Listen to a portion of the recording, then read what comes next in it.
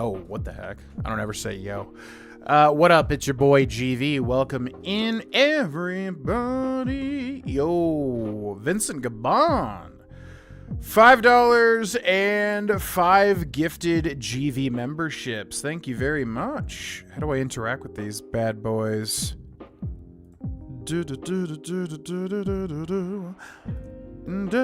Yo, thank you very much, Vincent. Appreciate that. To anybody that got gifted a membership, friendly reminder, you get early videos as soon as they are uploaded, which just today, I think I uploaded like 2 to 3 or so. But yeah, welcome in, everybody. Hello, hello. Today is November 26, 2024, and we are doing a birthday stream. Celebrating my birthday, 32 years old. Can you believe it? God. It's insane, man. First started streaming like... God, yeah, like 10 years ago, just about. Insane. But yeah, hope you're all having a good Tuesday. We didn't go live yesterday because I basically had to make up like a huge gym session because of the holidays, because of the birthday, because of different stuff. Dungeons and Dragons as well. Yeah, basically I had to make up like abs, legs, and shoulders yesterday, so it just took forever. By the time I got home, it was like 6:37. So I decided to move the stream until today because it would just make more sense, obviously. So what's up, everybody?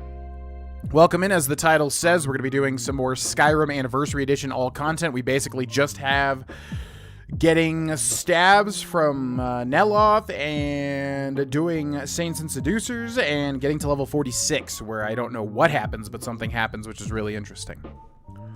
So what up? Thank you again, Vincent, for the $5 and for the 5 gifted memberships. Make sure to check out the early videos if you are a member. What's up, Joey D? Thank you for the birthday wishes. What's up, Mr. Foster? Thank you for the birthday wishes. What's up, Daniel Roberts? Happy birthday. Hello, hello. Thank you very much, Vincent, for that birthday wishes. What's up, Calum Hay? Thank you for the birthday wishes. What's up, Daniel Roberts? Again, thank you for the birthday wishes. What's up, John Moore? Thank you for the birthday wishes. What's up, Witch Doctor? Thank you for the birthday wishes. What's up, Rias Pants? Thank you for the birthday wishes. What's up, Sella Martin Ostergaard? That is an epic name. Thank you for the birthday wishes.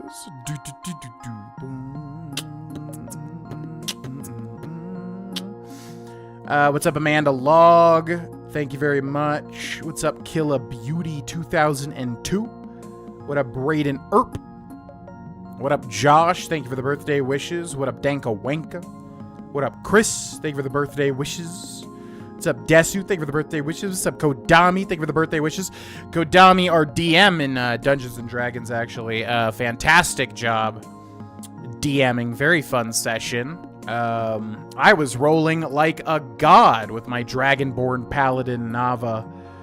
Except for initiative. Every single time, as Kodami knows, I cannot roll initiative to save my life. I don't know why. It's only initiative. I rolled amazing otherwise. Got multiple natural 20s, all high rolls, but both encounters rolled like absolute dookie. I'm like cursed to always be last in the initiative. I don't know why, but amazing job DMing as always, Mr. Kodami. Bum bum bum bum bum bum bum bum bum bum ba da da da da da da. Do da da do do do do. What up, Fernie Wordy? Happy birthday! Love your AE Skyrim playthroughs. Keep it at it, sir. Well, we're keeping at it tonight. There will be a new episode tonight. I'm eager to get into the Saints and Seducers. Yeah, I've been wanting. I did it when it came out. Somebody very generously gifted me the Creation Club credits to play it, but it's also been a long time. Sorry, I'm just doing the Pokemon TCG daily stuff. I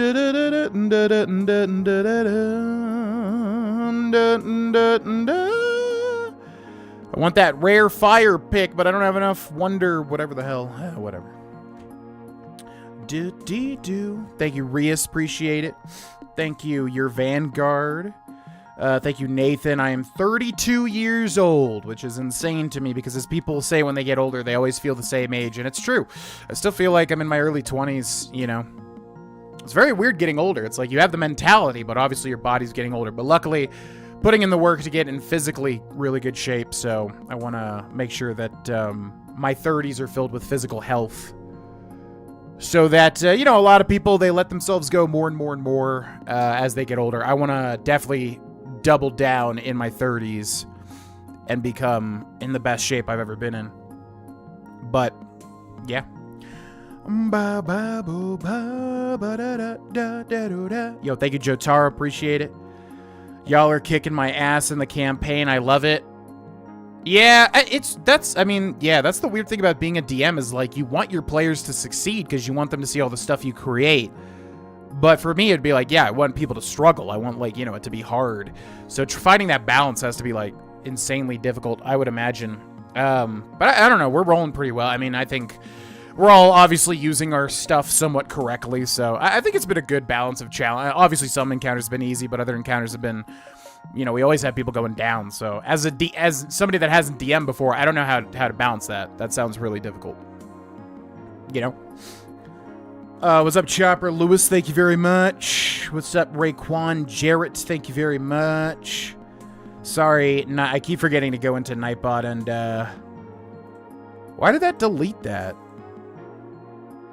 Yeah, sorry, I keep forgetting to go into Nightbot and, change the settings so that it doesn't delete people's messages. But thank you, Mark, for the happy birthday wishes. What's up, TJ RCNP? Thank you. Seeing you're playing 9 Souls, how you liking it? It's really good. Yeah, Xbox Game Pass always tricks me because, like, I'm like, ooh, a new release I haven't heard of before. But no, they're just adding it to Game Pass because this game came out back in, like, May or something. So I was like, the last 2 days I was excited for it because I thought it was like a brand new release, but it's been out for a while. So I was like, gosh dang it, man. I'm in a guiding mood. Give me a game that I can guide that's new. Come on. But I'm still going to guide it because, yeah, it's like Souls-like. It's like Hollow Knight, basically. You know, I think it said it has like a Sekiro style in the description, but really it's Hollow Knight. Did Hollow Knight not have a parry mechanic? It might have with one of the upgrades. But anyways, yeah, no, it's good. It's very, very good so far. I haven't gotten too far, but I'm liking 9 Souls quite a bit. 32 seems like a lifetime ago. I'm sure I'm going to feel that very soon. I'm sure it's going to feel like 5 years goes by, but in fact, it's 15. What's up, Perry the Berry? Thank you. I think you're a great DM, Kodami, and I'm not just saying that. I think everybody has their own DM style, obviously, and I do nothing but look forward to each session. And I mean, I'm easy to please as long as someone's doing their job decently as a DM. Like, I'm gonna have fun. But yeah, I don't know. I look forward to every single session. I have a lot of fun. So I don't know. I've never DM'd, so I don't know the ins and outs, how to improve, how to whatever. But it's all fun to me. All good. I was excited. Yeah, I wonder if I can change that right now. Let me go into Nightbot settings. Keep forgetting to do this. Add to chat. You're already in my chat, bro. How do I just look at you?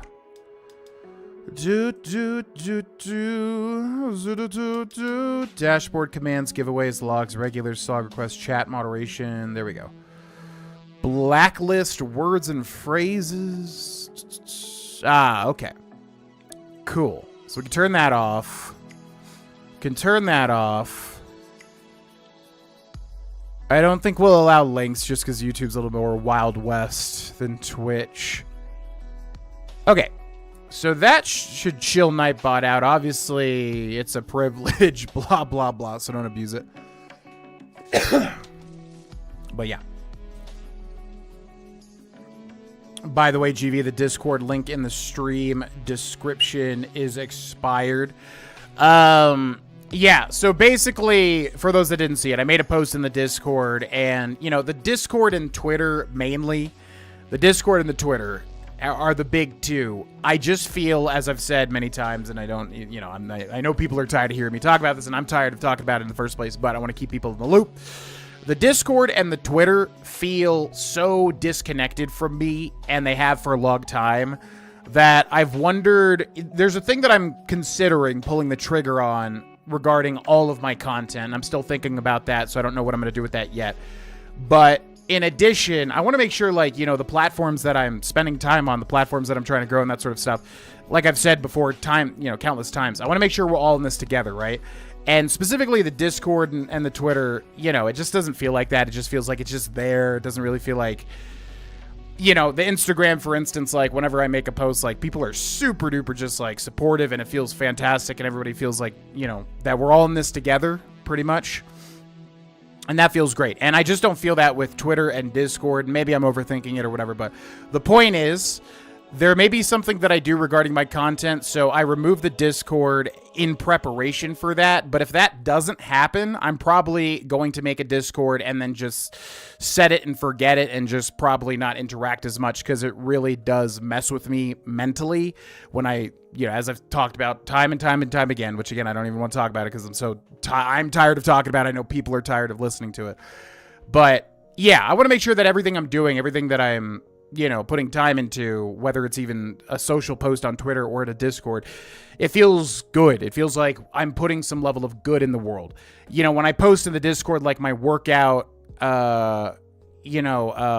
progress or whatever, it's this overwhelming feeling of like I'm annoying people, or people just don't even want to see it. And it's like, okay, well, yeah, it's my intuition's usually pretty good with these sort of things. So to me, it's just like, yeah, I don't want to be where I'm not wanted. You know, that's always been who I am. I'm just the type of person that's like, if I feel that I'm being more of a nuisance in an area, in a space, even if it's my own Discord, I'd rather just distance myself from it. So all of that to say, I'm still working out the kinks with like exactly what I would do with my socials and stuff. But as far as the Discord and the Twitter, I'm heavily considering overhauling it in a certain way, if that makes sense.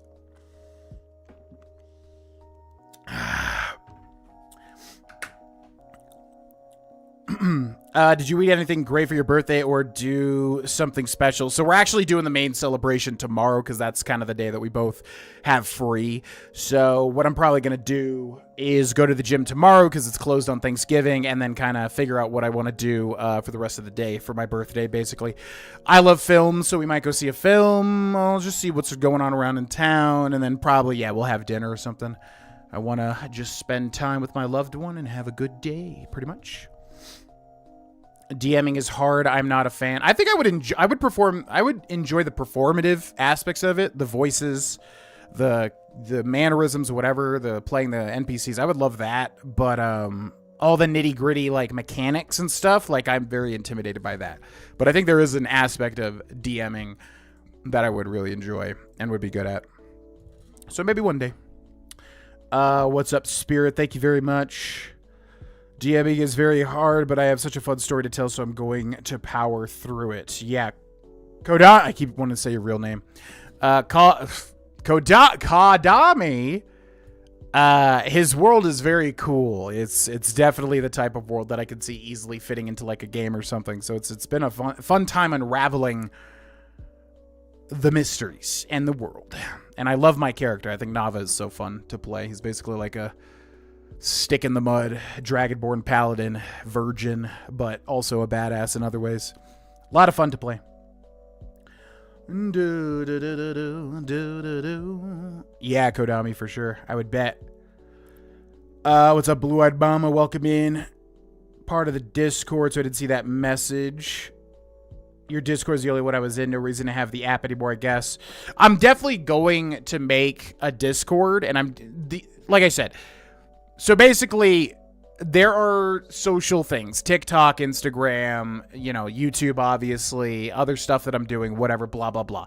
There's things that resonate with me and I feel good about when I produce content or posts or whatever it is. And then there's things that I feel like they're tainted, and that's okay. You know, it's the way of the world, and I think it's better to just let go. Two of those things are the Twitter and the Discord. The Twitter and the Discord feel majorly tainted by the, periods of terrible content that I've produced, whatever, blah, blah, blah, blah, blah. I'm not going to focus on the negatives. But anyways, those feel tainted. So I want to figure out a way where it doesn't feel like that without just making a Discord and then having everybody join again, and then, you know, we run into the same problem. So I don't know if that just takes working on myself and then working on my content to get to a point where we have A, like a new broader audience that is, you know, down to grow with me, or B, you know, we've just put in enough time and effort to kind of grow something again. But the point being is, like, yeah, it just sucks having a Discord that feels like, you know, nobody really is connected with you. As it's your Discord, but it feels like no one's really there to, like, hang out with you and have a good time. So, yeah, I don't know. So I definitely want a Discord. I'm just trying to figure out the best way forward in that area, basically.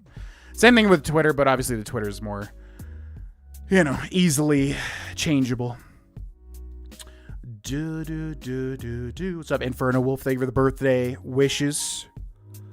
Didn't know if it was a dream, so I checked your Twitch for recent stuff.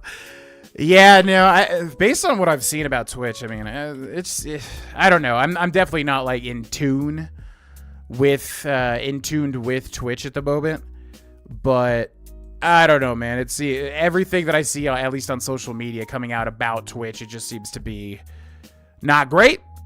So I kind of feel like moving to YouTube was the right decision, regardless of any of the reasons. Twitch just seems to be going the way of the dodo, at least a little bit.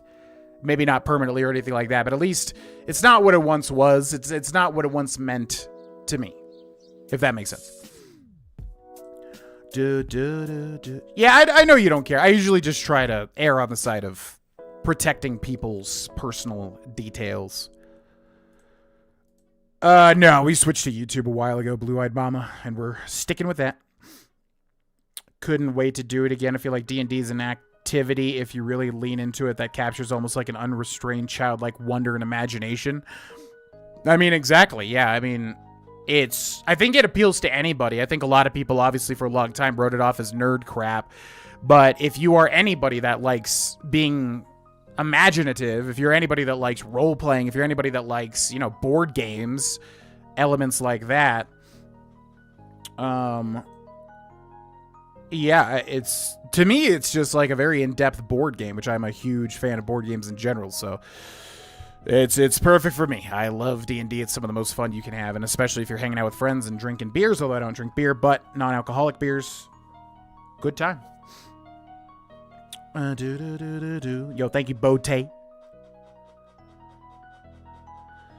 Yeah, same Desu. I mean, like, it was weird, because, like, when I remade the Discord, we had a ton of people rejoin. Like, a ton of people. There was, like, a lot. I was like, whoa, okay, we're getting, like, tons of people. But yeah, it's just crickets, exactly. And as I've said, you know, like, I do this job to be social. I enjoy the social natures of it. I enjoy interacting with people and having a good time with people. That, to me, is fun. And I understand that you can't force that. You can't, like, you know, make anybody be social, obviously. But at the same time, it's like, yeah, when, you know, we have a stream and it's just a black hole, you know, and me, like I've said time after time, me talking to myself, when I have a Discord that has 1 million people join, but, like, yeah, you know, I'm trying to, like, post stuff about workouts and improving myself and things, and it just doesn't feel like it lands anywhere. You know, it's just like, okay, what do we, you know, why do I have this Discord? It's not really serving any purpose whatsoever outside of me pushing out going live messages, you know what I mean? Which I understand it all starts with me. I'm the one with that Discord, and I get that, but yeah, I don't know. It's nice to have a little give and take, you know what I mean? And I understand we might just not be there as a brand or whatever the hell you want, you know, however the hell you want to quantify it. I get that, but to me, it's like, well, I want to put intent and effort into things, and I want those things to be positive things in the world. And if I feel like, you know, my energy is better placed elsewhere, you got to make that decision, obviously, right? Do you want to be... I don't want... Yeah, let's go expert, because we got all the OP. Not really OP, but we got all the, yeah, late game anniversary edition stuff. Do do do do do do do do do do do do do do do do do do do.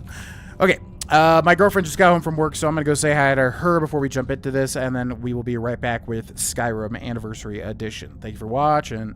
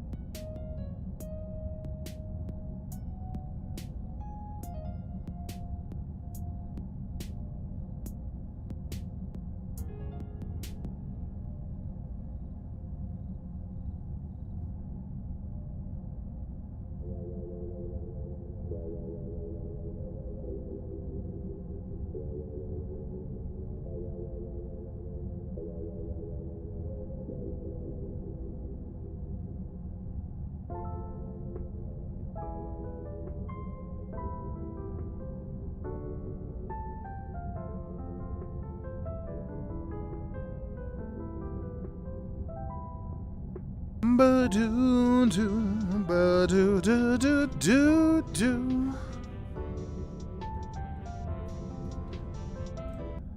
Do-do-do-do-do, do-do-do-do-do. Okay, let's, yeah, we'll catch up with the rest of the chat, and then we'll jump in. Boo-doo-doo-doo-doo-doo. Yeah, I don't know about dropping Twitter. I mean, the thing to me, the way I've always treated Twitter was like, it's a cesspool, but I mean, anything's going to be a cesspool. You could say that about TikTok. You could say that about YouTube. You know, if you're focused on the negative stuff that's being produced, which, yes, I know Twitter is very much, especially with Elon Musk owning it and all the political affiliations, which you may or may not agree with. I'm not going to get into that. But, you know, to me, it's like, I've never treated Twitter or any sort of website as like some big hive mind or something. I know there are those aspects, but to me, Twitter is what you make of it. You know, if you follow a bunch of positive people or good things in your space, you're going to see a lot of that. Yes, you know, negative things will bleed through, whatever, but I don't know. I don't really pay attention to a lot of like the super overt negativity or whatever on Twitter. But I know a lot of people move to Blue Sky. But yeah, the Twitter and the Discord with our particular brand, or whatever you want to call it, does need work. So, you know, whatever the best way forward is for that, we will take. I mean, I don't know. I don't have really negative interactions on Twitter. If I post something and someone disagrees with me or someone's a jerk or whatever, it's like block and move on. I don't have a problem just blocking somebody and moving on with my day. I don't tend to put a focus on negative interactions like that. What's up, Chris? Thank you for the birthday wishes. Dead as hell Discords are active, but the creator of the Discord is about never even there. Yeah, I don't know, man. There's definitely a major shift in the world. Things feel a lot different lately in terms of just, especially, you know, like YouTube content creation. It feels like overall, obviously some people are going to be doing extremely well or whatever, but yeah, it feels like a lot of things have shifted in a lot of different ways. And I wouldn't be surprised if a lot of Discords people were a part of were a lot different in terms of vibes. I want, you know, a community that, you know, kind of, like I said, is all in it together and wants to have a good time with each other and stuff. And I just don't feel that on Twitter, and I just don't feel that on Discord. So I know, like I said, I know you can't force that, but whatever way forward, maybe it's just not even having a Discord or whatever until the future, you know. I don't know. Lulz certainly would miss it. Well, I'm either going to make a new one, and then that's going to be it. I'm not going to tinker with any more. Even if I make it and just, like, barely pop in, just so people have a place, I guess.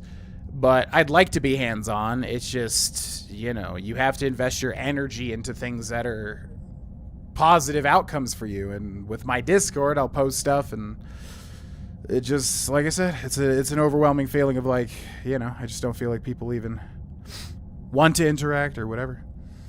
Really, it's been the opposite for me. Des, through the content creator Discords where the creator talks very regularly. The ones that are super active. Yeah, makes sense. Ba ba ba ba ba ba ba ba ba ba ba ba. But yeah, I'm gonna move on from this because I don't want the whole stream to be about this nonsense that nobody even cares about.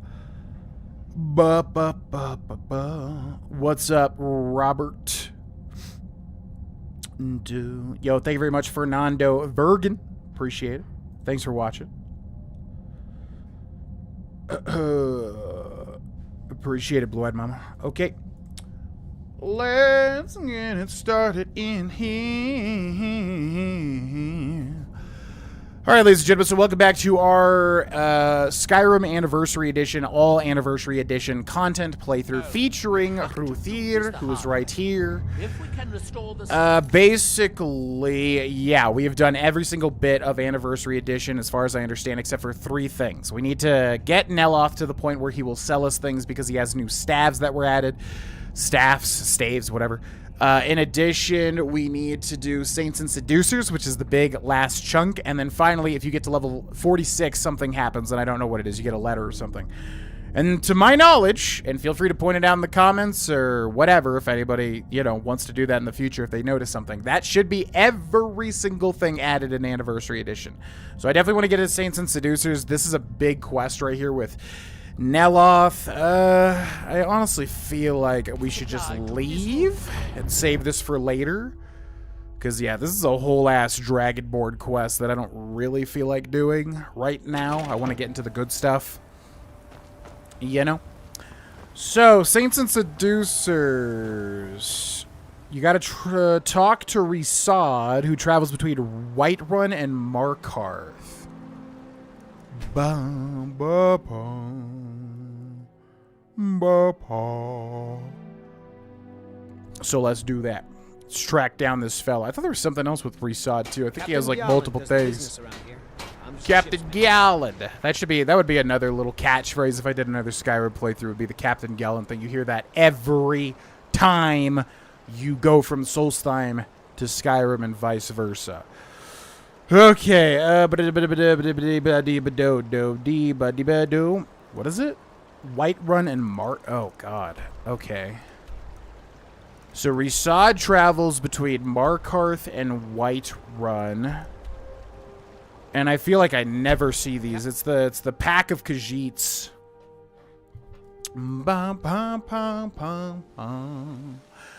It is the pack of Khajiiti that travel in betweeny.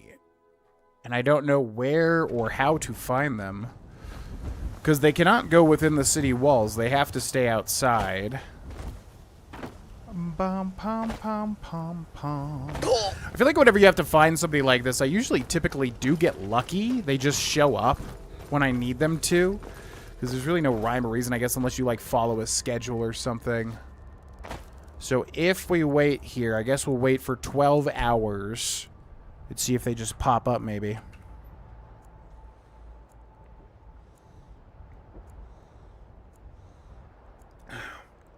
Whiterun, whom of the sky forge. It is said a blade forged in its fires can cut Right. Okay, and we're already getting the slowdown of the video, which means, yeah, Google Chrome is crashing. It literally crashed already once as soon as I started the stream, so still don't know what that's about or how to fix that. But yeah, it's causing Skyrim to jitter in frames every few seconds, which is incredibly annoying. I don't know what that issue is. It's specific to when I'm live playing anything, I guess. But like, yeah, Skyrim will crash or whatever. Okay. So where do the Khajiit travelers appear? I feel like they're right around here or so. And then they travel from Whiterun over to Markarth. So I don't know what to do to find these guys. I mean, you could just literally sit on the road and wait. That's one option. Or try to locate them. Because, like, right around here, we should be able to see them on either road, I do believe. Bum, bum, bum, bum, bum. Bum, bum, bum, bum, bum, bum, bum. Or we could travel, I guess, just from here to Markarth over and over again. But I'm assuming we want to do the stables, because they probably appear outside or something. Do, do, do, do, do. Okay, Khajiit, Khajiit, Khajiit, where are you? Khajiit, Khajiit, Khajiit. We are a Khajiit. We should have a spot Khajiit power or something. Yeah, I wish there was a way. Is there no way to, like, force crash Google Chrome?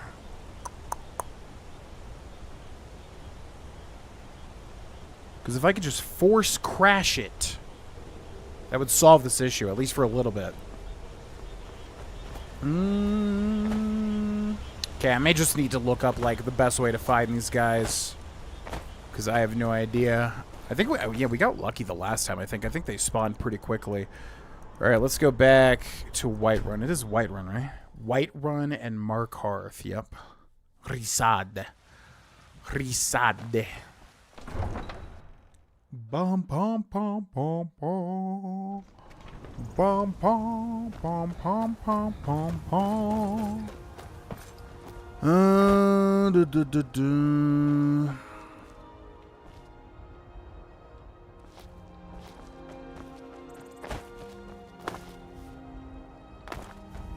Yeah, not really seeing him. Okay, let's see how to find this guy.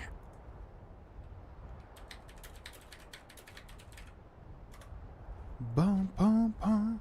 To begin, you need to talk to the traveling Khajiit merchant Ri'saad, then read the note that he gives you. But how do you find Ri'saad? It's interesting they tied this between, like...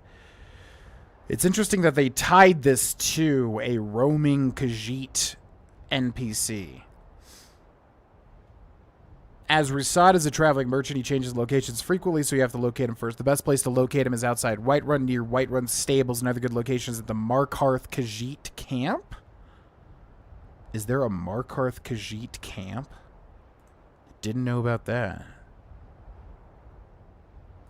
Bum, bum, bum, bum, bum.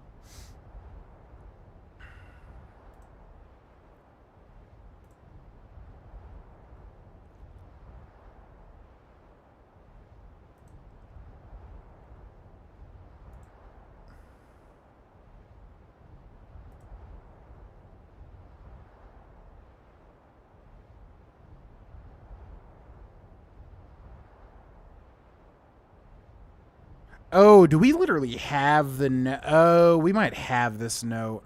Yeah, I forgot. They give it to you, like, at the way start, I feel like. Okay, and that might be quest-related, which means we could never get rid of it. Let's see. Black Book. Oh, that's not good either, because that means I have it dropped off in that, like, massive chest. Unless I read it, and it's, like, already a miscellaneous thing? Maybe. Or maybe it's up here. Blade in the Dark. Dawn Guard. Return to your roots. Hating the books. Joining the Legion. Dampened spirits. No stone unturned. Forsworn conspiracy. Silenced tongues. Breaching security. March of the Dead. Death brand from the ashes. Unfathomable depths. Okay, so it would be miscellaneous then. Yeah, I feel like we have this. Speak to Ri'saad or something.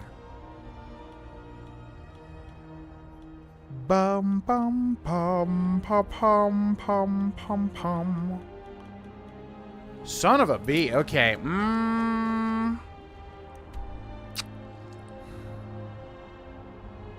Where do you even get that? Yeah, a courier must bring it to you, which means I might have a note. Did I just never read it? Because if we can find the note that I probably dropped off in the chest, maybe that will start it for us. This should be. Are you literally attacking my horse? How dare you? No sign of it. How absolute dare you? Ba pa ba pa pa pa pa pa pa pa pa pa. Is this a radiant encounter or a permanent encounter?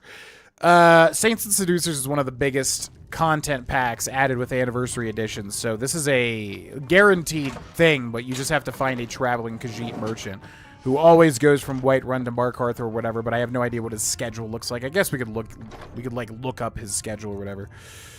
Okay, this is gonna be a nightmare to find in this. Bum ba bum bum ba ba ba bum ba ba bum ba ba ba bum ba bum ba.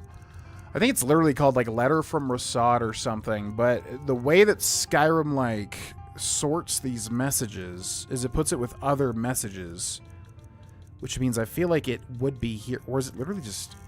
So if I go down to ours, letter from, because I'm pretty sure you get this when you like load it up or something. Mercenaries. No, he's not a mercenary. Oh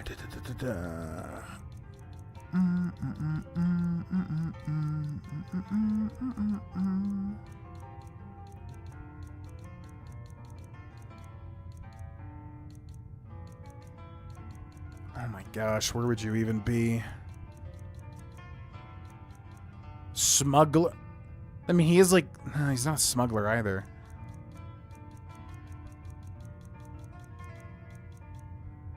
To Ruthier? No way it's that.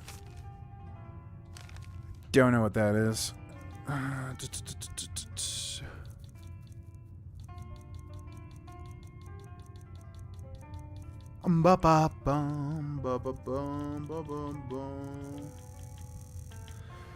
Oh my gosh, man. How do you start this? I feel like we just stored this note or something. Bum, ba, bum, bum, bum, bum.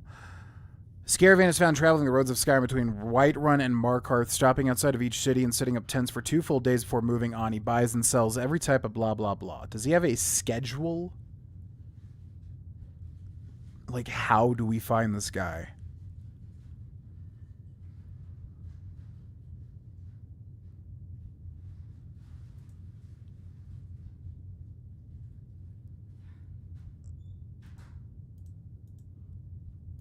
Okay. Well, it sounds like he literally just sets up shop every 2 days at Markarth and Whiterun, which means if we just post out on one of the 2 towns, we should find him eventually, as far as I understand. So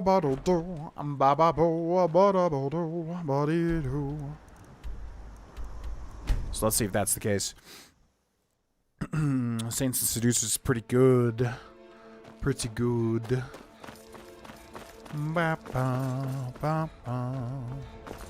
Yeah, they set up like right around here, don't they? Okay, so what time would they be here? I mean, they would be here in the daytime, which means 12 hours would be 9, 10, 11, 12. 1, 2, yeah, let's go 2 p.m. That should work. Wyatt Berger says, hey, GV, happy birthday. Been watching you for years. Thank you for all the amazing content. Just want to stop to wish you a good one. What's up, Wyatt Berger? Thank you very much. Appreciate the happy birthday wishes. Have a good day. What's up, Benji the Green Room? Ba ba. Da da da da. Okay, let's yeah, we'll just sit here for no, not 12, 24 hours. Whoops. Happy birthday and good Thanksgiving week, GV. Hope you and your fans are having a great time. At the moment, my fam aren't, but it'll be all good. I like the positive vibes from you and the channel. Thank you. Yeah, I wish you nothing but the best, man. We all go through times of crap. We all go through times of good. Even if you have the best life on Earth, you still have terrible times. And trust me, you know, as flowery as it sounds, it always being darkest before the dawn is real. I mean, I've experienced it. You might think it's the darkest moment, but life has a tendency to balance out eventually. Where are... Oh, there they are, I think. Or is that just like a pack of people? Nope, there they are, for sure. Yes, okay. We're in business. Ri'saad. It's gotta be... Dude, Ri'saad better be here. The longer we travel the roads of Skyrim, the more empty this. You're kidding, right? It's like a band of Khajiit, but Ri'saad's not here. This is the band of Khajiit that he travels with, isn't it? I am, like, astounded at how difficult it is to start this. Where do they go? They can't... Okay, they set up camp over here. It is a strange sight. The white flakes that sometimes fall from the sky. Oh, there he is. There is no Yeah. place where Oh, I guess I just didn't see him sitting. Okay. The road makes this one weary. Yo, what up? Yeah, he gave you a thing. I just didn't have it, I guess. I've heard you've been running into trouble along the road. It is all in this note.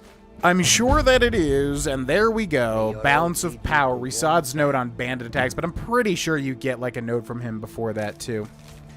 The roads have been unkind to this one, plagued by outlaws along the route from Whiterun to Markarth. Guards travel with Ri'saad, yes, but they are ill-equipped to deal with one such as this. They wield strange golden weapons and wear gleaming armor.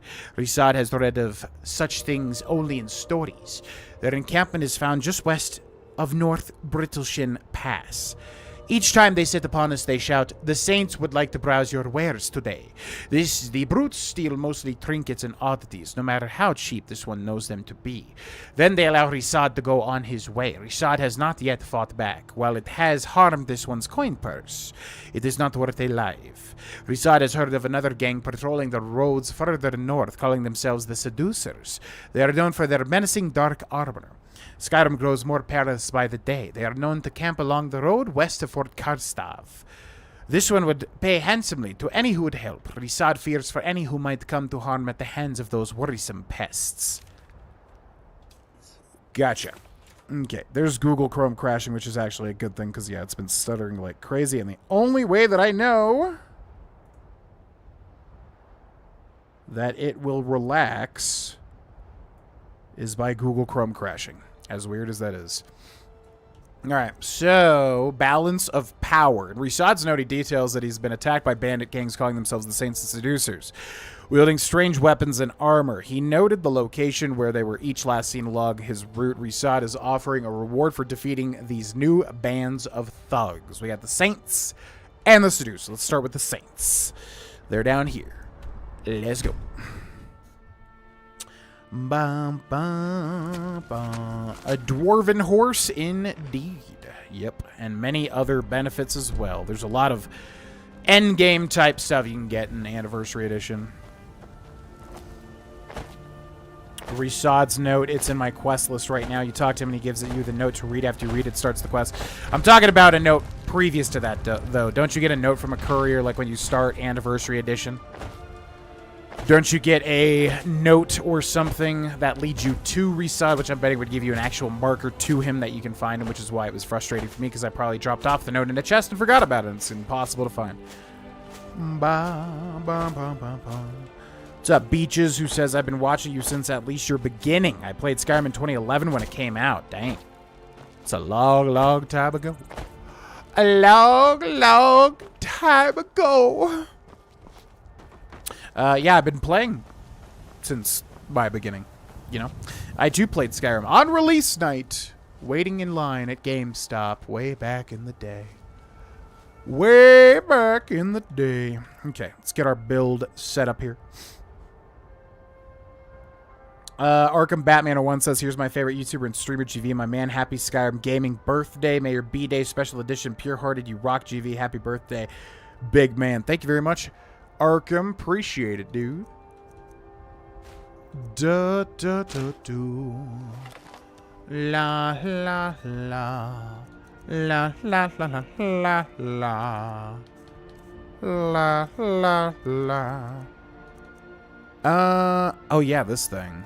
What did we have? We have the Ring of Khajiit, that's right. Okay, and we'll hit that real quick. Did these guys, like, not aggro onto me immediately? Let's make a new save, I guess. Da da da.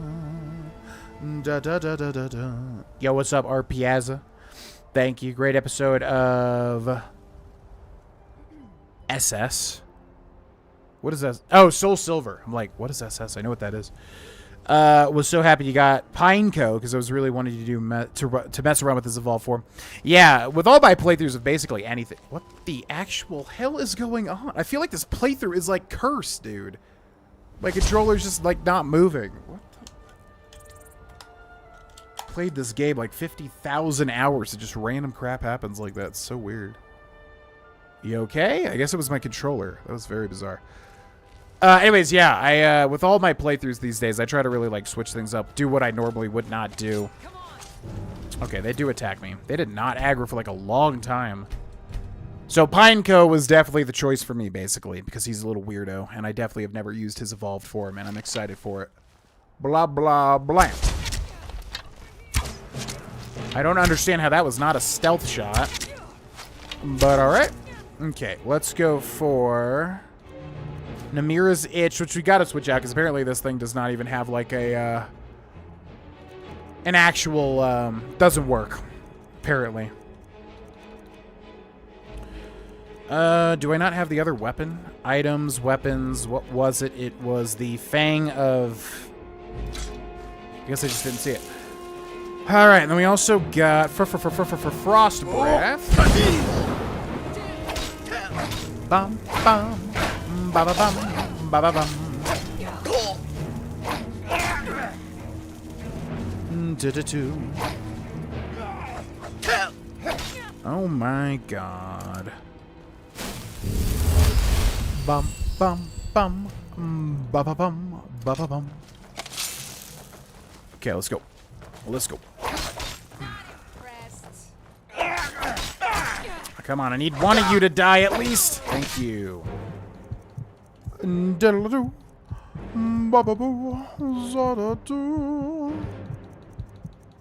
Oh, tell me I got something here.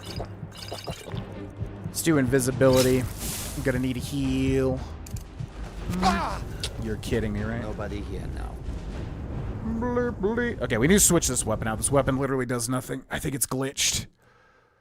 I don't know how that was not a stealth arrow shot, by the way. Like, they noticed me while I'm literally invisible using the Bow of Shadows. Huh? Okay, Frost Breath. Oh, Yadida. Namira's Itch. Where's it? Yeah, there it is. Okay. God, these guys are tanky, too.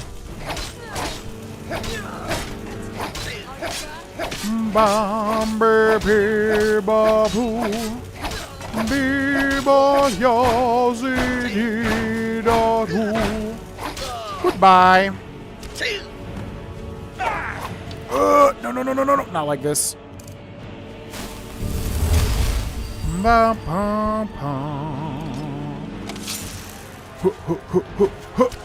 Gotcha.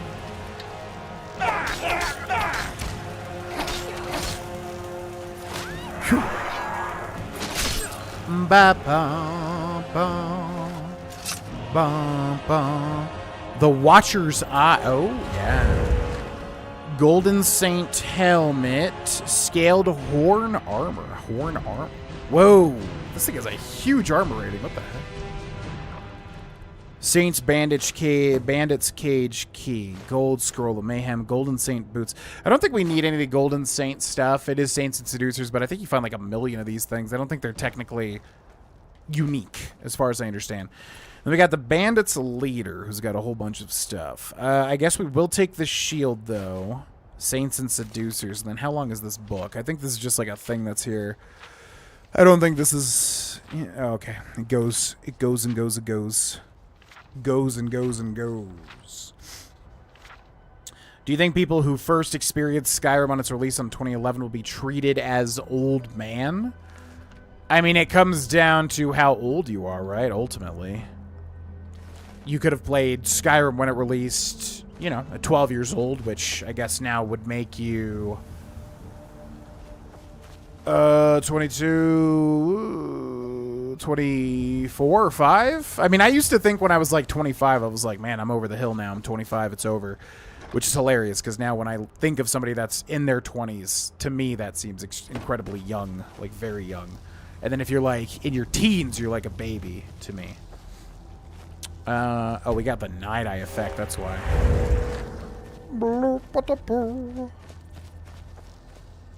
Okay, some salt piles, some cheese. Yeah, do we want to take the stuff? I don't know. Does it really matter? What's up, Janice Williams? Thank you very much for the birthday wishes. You'll find the cash sheet. Oh, Khajiit outside of Dawnstar. As far as I understand, they moved from Markarth to Whiterun, though, and they follow that road, and they set up in Markarth, or they set up in... Wait, no, you're right, because I do remember them in Dawnstar, though. Yeah, so I don't know why it says that. It's kind of confusing. What the heck is this scaled horde? Why does this have so much armor rating? What? That seems insane. Golden bow, golden arrows... Golden Dagger. That's probably better than Namira's Itch, because I don't think Namira's Itch is doing literally anything at the moment. Okay, let's unfavorite that. I wanted to use it, but I don't think it's good, unfortunately. We'll also use the Staff of Worms on the Chief. Make him fight for us. Whoop! You fight for me now. Then... Oh, I could have used Staff of Sheogorath. That would have made this so much easier. Okay, take that off. Golden Dagger and the Fang of Hainkatnam. However the heck you say that. That thing's actually really good. Alright, now we got like a whole... Oh, wait, he had all the letters. Shoot. My God. I gotta kill this guy. Okay, that works.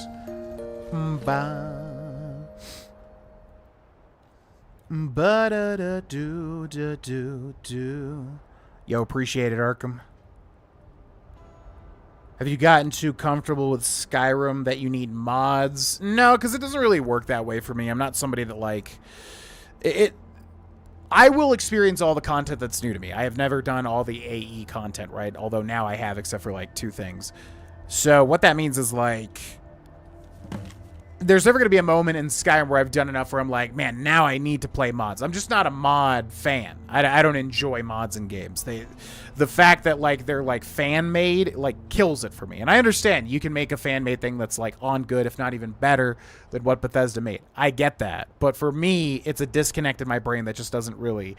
I don't crave playing mods. Unless it's something like Enderall, which is, like, a whole story in and of itself. Then I like that. You know what I mean? But it's just, I'm not drawn to mods. I'm just not that type of gamer. Our blacksmith, Joftin, has gone mad. Most of the time he spouts nonsense. This all started 3 days ago. Now he won't even pick up his hammer. We've tried to talk sense into the lout, but it's like he doesn't even see us. He wrote down the means to forge our golden arms and armor and that of the seducers, but he never told a soul where he left the blasted notes. If we weren't holding out hope that he might snap out of it, we would have already parted his head from the rest of him. Lately he's been going on about playing under the bridge, like he were still a child. That's where I always hid my toys, he said. I know his kin used to live around Half Moon Mill. We should round up some folks to have a look. Okay, and then Saints Bandit Leader's Journal.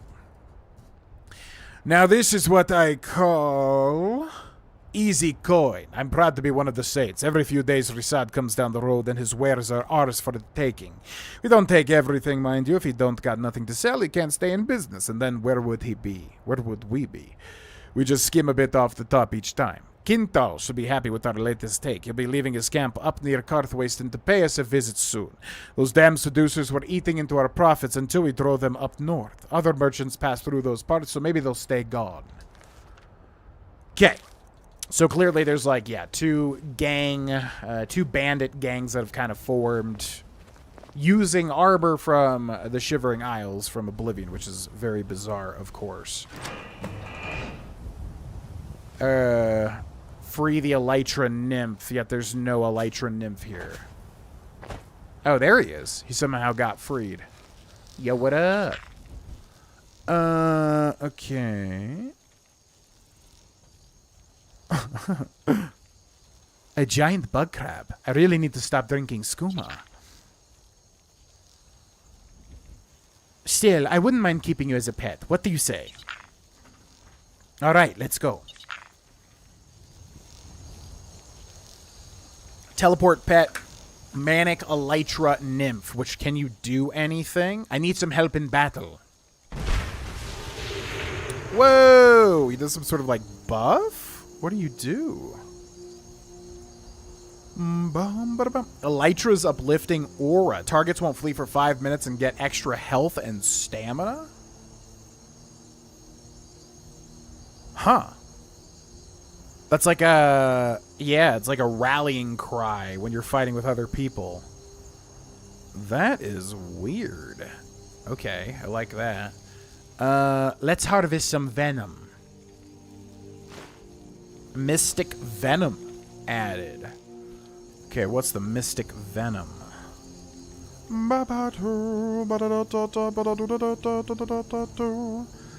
Mystic Venom. A poison that does 5 points of damage to health and magic for 4 seconds. Okay, so it's basically frostbite. Whatever. Seems similar at the very least. Alright, what else we got? Discovered a journal in one of the bandits. I should read it to learn more about who they are. I think we did that. Locate Kinthal's Saints bandit camp. Locate the Seducers bandit camp. Okay, let's do... Yeah, let's go do the Seducers now. And we'll work our way up from Anga's Mill.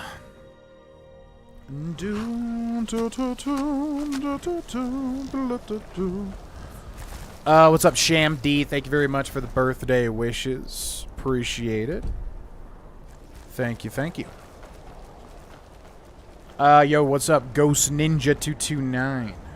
Yeah, I mean it's already been half the day. It's been pretty good.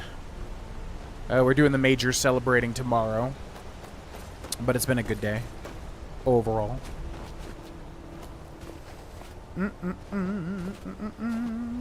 I'll be 38 in April. Okay, what up, 30s? 30s, part of the 30s club. Okay, let's do the Bow of Shadows. Try to snipe this little wolf here. Woo! That was like literally an inch too low.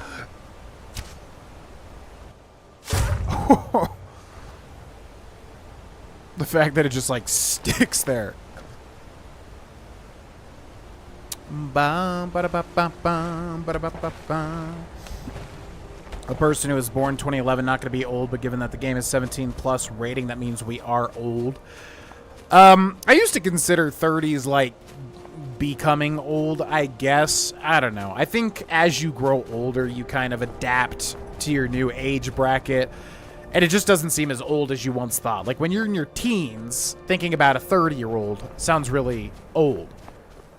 But I don't know. I'm sure when you're in your 50s or 60s, thinking about being 30 is like, wow, you're super young. So I don't know. It's all a matter of perspective, right? Ultimately. Old-timidly. Yo, what's up, Wade Wiseman? Thank you very much. Appreciate it. What's up, Shane and Jay? Been watching your Skyrim content for years. I want to watch one of your Fallout LP. Which would you recommend? Good question. I feel like overall, the one people like the most, and obviously this is just what I've, kind of gleaned over the years, is probably, I guess the more recent, the 100% of New Vegas that I did. I think if you go way back, the Fallout 3 playthrough I did was good, but I don't remember anything about it. I think Avery's Fallout New Vegas 100%. I think people usually like that one. Like I said, when I make my content, like I make it and then I forget all about it. So I'm not one to ask, like, it's hard for me to remember like the level of quality for each series. But that being said, yeah, I think people really like Avery's New Vegas playthrough. Also, the Fallout 1 is pretty good. The Fallout 2 playthrough I think is the worst one I've ever done, honestly, and I really need to redo it to do that game justice. But yeah, I probably would say the New Vegas 100%. I think people like that one usually the most, as far as I can tell. Okay, this is a perfect opportunity for the Staff of Sheogorath. Yo, thank you, L. Appreciate it. Thank you, Elder God Uzak. Appreciate it. Thank you, Kevin Lanigan. I have been loving Skyrim lately, not only playing it, but also by revisiting your Adranok playthrough. Yeah, and for those that don't know, that is what I'm releasing every Saturday. Here's 10 episodes condensed into one video to basically cut down the entire series by... what would that even be? 100%. I can't do math. Whatever it is. You know, original one had like 200 episodes. Cutting it down to whatever that would be. Anyways, check out the Saturday uploads if you're interested. But yeah, thanks for watching. What up? Never should have come here. Is that what you're going to say? Never should have come here? Really? Never should have come here? Looks like you never should have been paralyzed, you know? Never should... Wait, can I not even... What? Oh, that was weird. Okay. Thought we couldn't interact with them. Bye-bye. Okay, if you guys could all kind of line up for me here. How many of you guys are left? There's one over there. Okay, if you guys could line up. Oh, that's close. Could have done a little bit better with lining up there. Oh my god, these arrow people. Where's my elytra too? Shoot, I should have done the buff. It's all good. You. Okay, come on, shoot. Come here.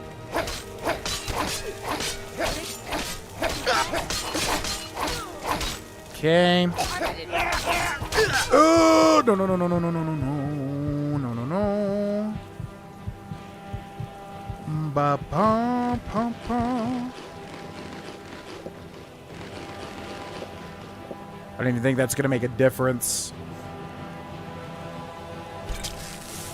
How do I not have one? I do. Sweet. Okay. God, these people are tough. Yeah, I don't know why I keep trying to play this on expert difficulty. Honestly, yeah, I'm just going to go back down to adept. Just gets to be a little too dicey every single fight. We could go switch back to those double blades from the Morrowind thing, but yeah, with what we got now, it's just not working out, man. Bum, bum, bum, bum, bum, bum, bum, bum, bum. Dark sword, dark seducer stuff. Okay, and what do you have? Heretical thoughts. A lot of the stuff is going to be from Oblivion, obviously. Dark Seducer's shield, blah, blah, blah. And Seducer's bandit leader's journal. But not the note like the other guy had. Which is interesting. Question for GV. Obviously, it depends on what happens with you and the channel. But can you ever see yourself doing another 24-hour stream or hell no? Yeah, I mean, probably. I mean, I feel like... if under the right pretenses, like if we hit some sort of community goal or something like that, yeah, I could see myself doing another 24. I think I said in the past, like, that was it, but I don't know. I feel like if I get enough sleep, if I'm, like, eating healthily and whatever, like, I've honestly got enough energy for it. I've done, like, what, 6 or 7 at this point? There would have to be a really good reason. We'd have to, like, you know, people would have to show interest, and then we'd have to have a goal, and then if we hit the goal, you know, I'd do it. I would not just do it to do it, because... it is like a truck hits you for like a couple of days and it's really throws you off. Especially now that I'm really taking working out seriously and stuff. Like that would just, I'd have to do it around working out and things. Be a little tough to fit in.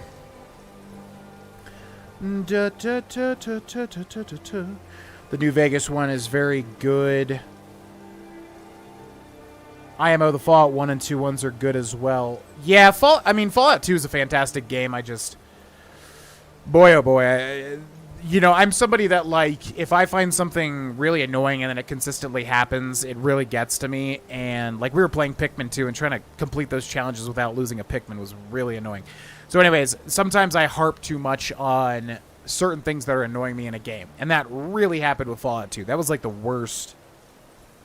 iteration of that. So I personally do not like my Fallout 2 playthrough, and I really like would want to redo it because that game is very good and I didn't do it justice.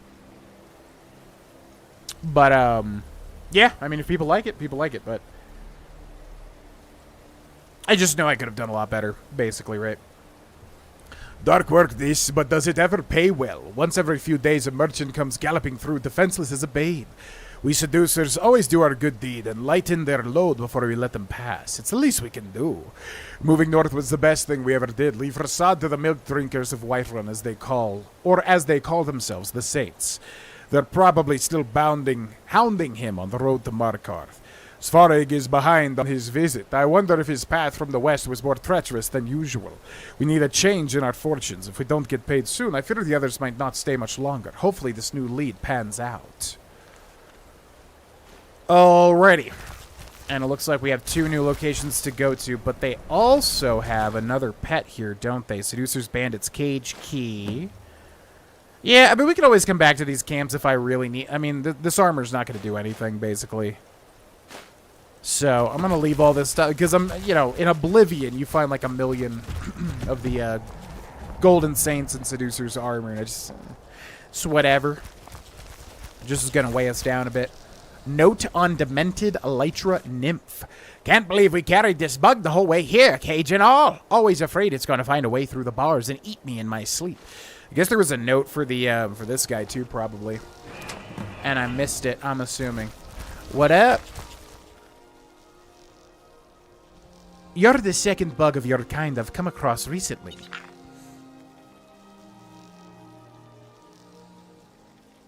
Do you want to come with me? Alright, let's go.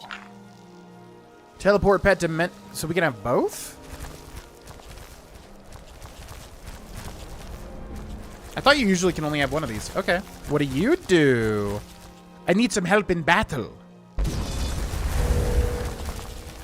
Okay, so what does he do? Oh, and they buff each other, don't they? Interesting. Elytra's Fierce Aura. Targets have improved combat skills for 5 minutes. Oh, very interesting. Let's harvest some venom. Mystic venom. Well, sweet. All right, yeah, we'll travel with a couple of bugs. Why not? Also, where was the first location? Because I want to see if there was a note. Is there any way to tell where we just came from with that one camp? I don't know where the heck that was. Let me look up where that is, because I really want to find if there's like a note we're missing. Ba ba po ba pa pa pa pa ba pa pa pa pa pa. Speak to Ri'saad. Locate the saints and seducers.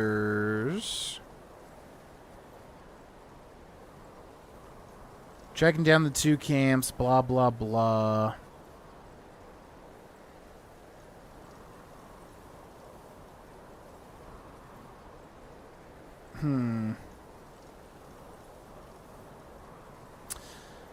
Okay, I think we missed... We may have, we may not have. I don't know. I don't know where to find that first camp that we went to, but it's fine. Not a big deal. Alright, so what do we got? Locate Svarg, Seducers, Bandit Camp. Locate Kenthal's. Now, if we had to pick one, yeah, I would want the Seducer stuff. So I'm going to do this one first. So, this is near Bronze Water Cave. Actually, super duper close. We'll just walk there.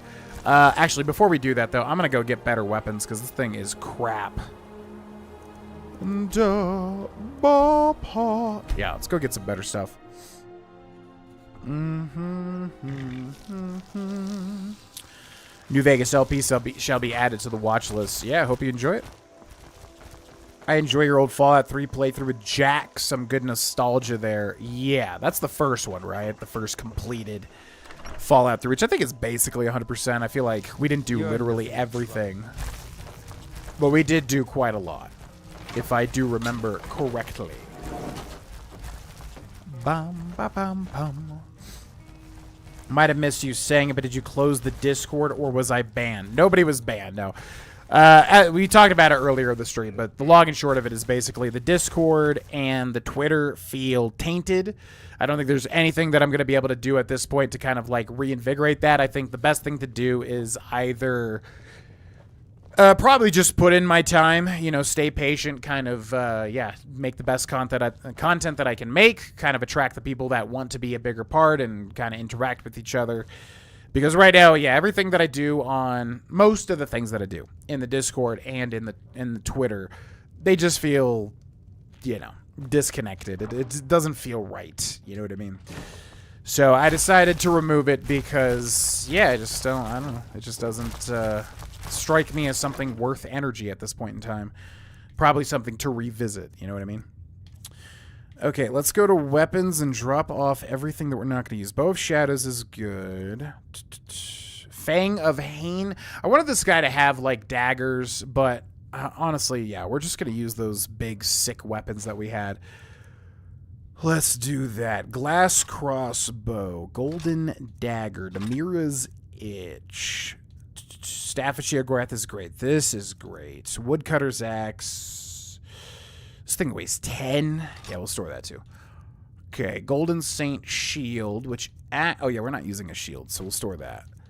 Ring of Minor, Deft Hand, Scaled Horn Armor. I have no idea why this thing has 106 armor rating. It's crazy. Galdur Amulet as well. Can swim underwater without drowning. Yeah, in you go. Okay, potions, I don't think we have any. Oh, yeah, we'll drop off a Mystic Venom, because that is kind of unique. Scrolls, I don't think we have any unique scrolls. I don't think we have any... Oh, we do have some unique. Yeah, some fishies from the fish quest line, which is a whole thing. Juvenile mud crab. We have so many of those. Okay, we got to do some alchemy. Spade fish. Good.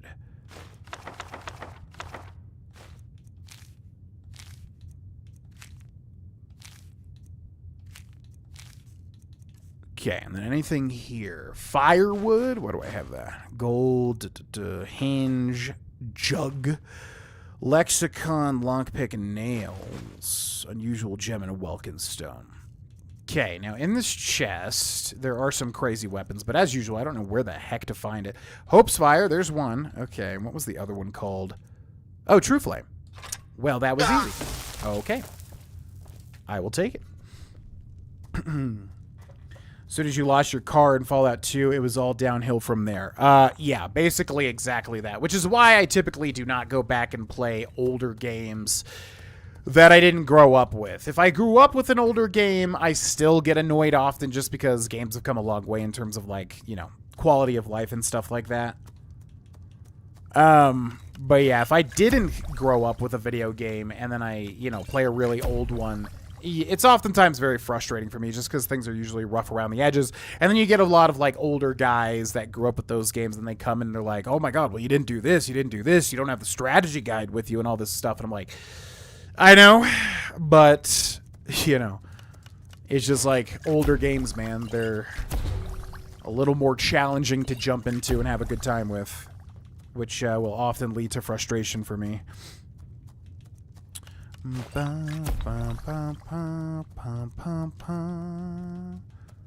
Okay, let's do this and just mix a whole bunch of stuff.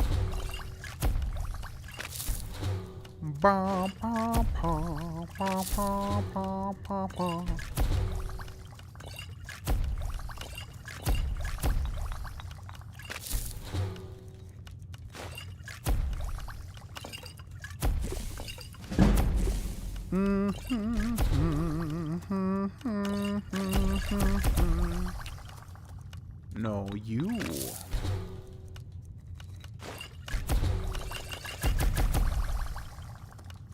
You're gonna have so many potions.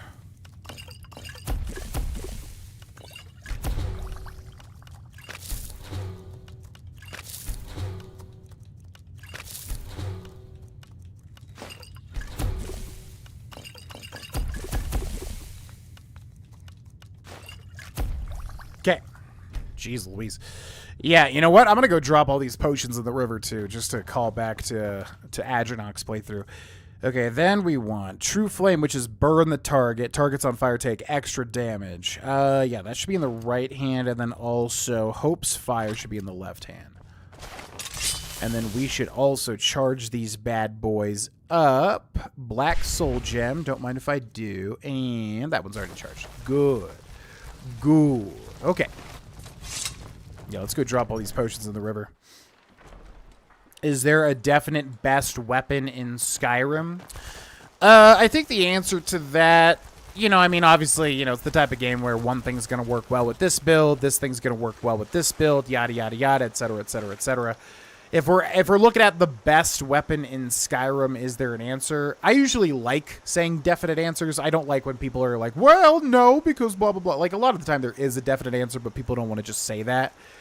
So for me, yeah, I would probably say wind shear. Like, we're talking base Skyrim without, you know, Anniversary Edition, because I haven't messed around with that stuff enough to tell. But yeah, if we're talking base Skyrim, I would say wind shear, although I haven't really used it, like, ever. But, you know, it's a weapon that basically infinitely staggers enemies. So if you have the archery perk that every time you shoot an arrow, like, they get staggered, it's like that, but for, like, a melee weapon. So yeah, I mean, you just can't even... You know, you can't even really get messed with because you'll constantly stagger lock them pretty much.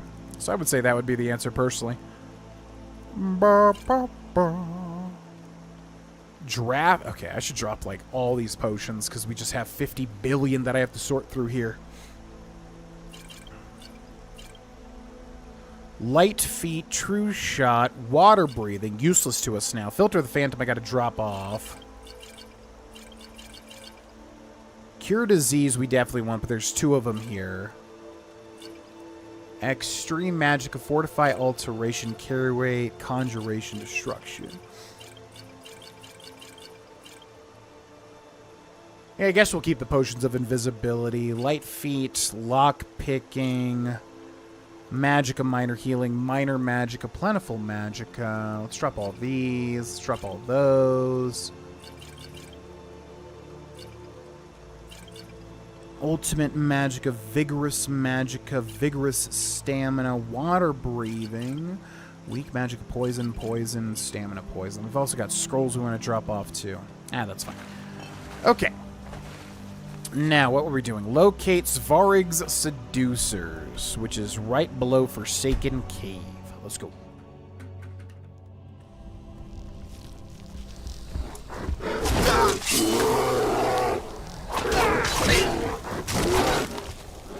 Completed Morrowind playthrough way back when.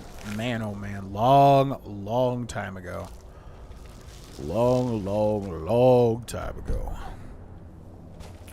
What's up, Hurts Too Much? Happy birthday, GV. Been watching you since I was a little kid. Glad to see your insane progress on losing weight again. You are an inspiration. Thank you very much.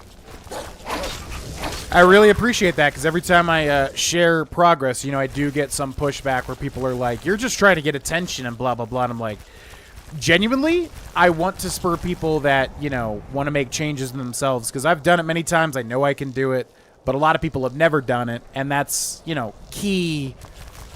It's a key thing, like knowing you can lose weight and how to lose weight, which I've gotten over that hump when I was younger, but I still struggle with it, obviously. So yeah, I appreciate that you say that.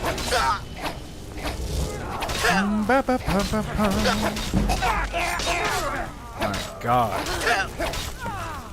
It's an absolute bloodbath.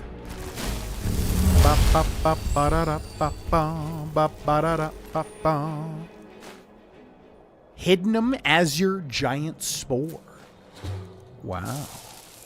Wowie zowie. Svarig, Dark Dagger, Hunger Tongue, Scalon Fin, Scroll of Conjure, Dark Seducer Warrior, Worm's Head Cap. Yeah, I guess they just added like the entire Oblivion Shivering Isles like alchemy suite, huh? Best weapon is any Stalrim weapon max smithed out with a chaos enchantment with full perks, of course. Yeah, so if we're talking like base weapon that you can just find and use, I mean, I'm sure like, you know, I don't know, if you find the ultimate Daedric, like greatsword or something, probably that. I would say if you're talking about a unique weapon, yeah, wind shear, because you can infinitely stagger people with it.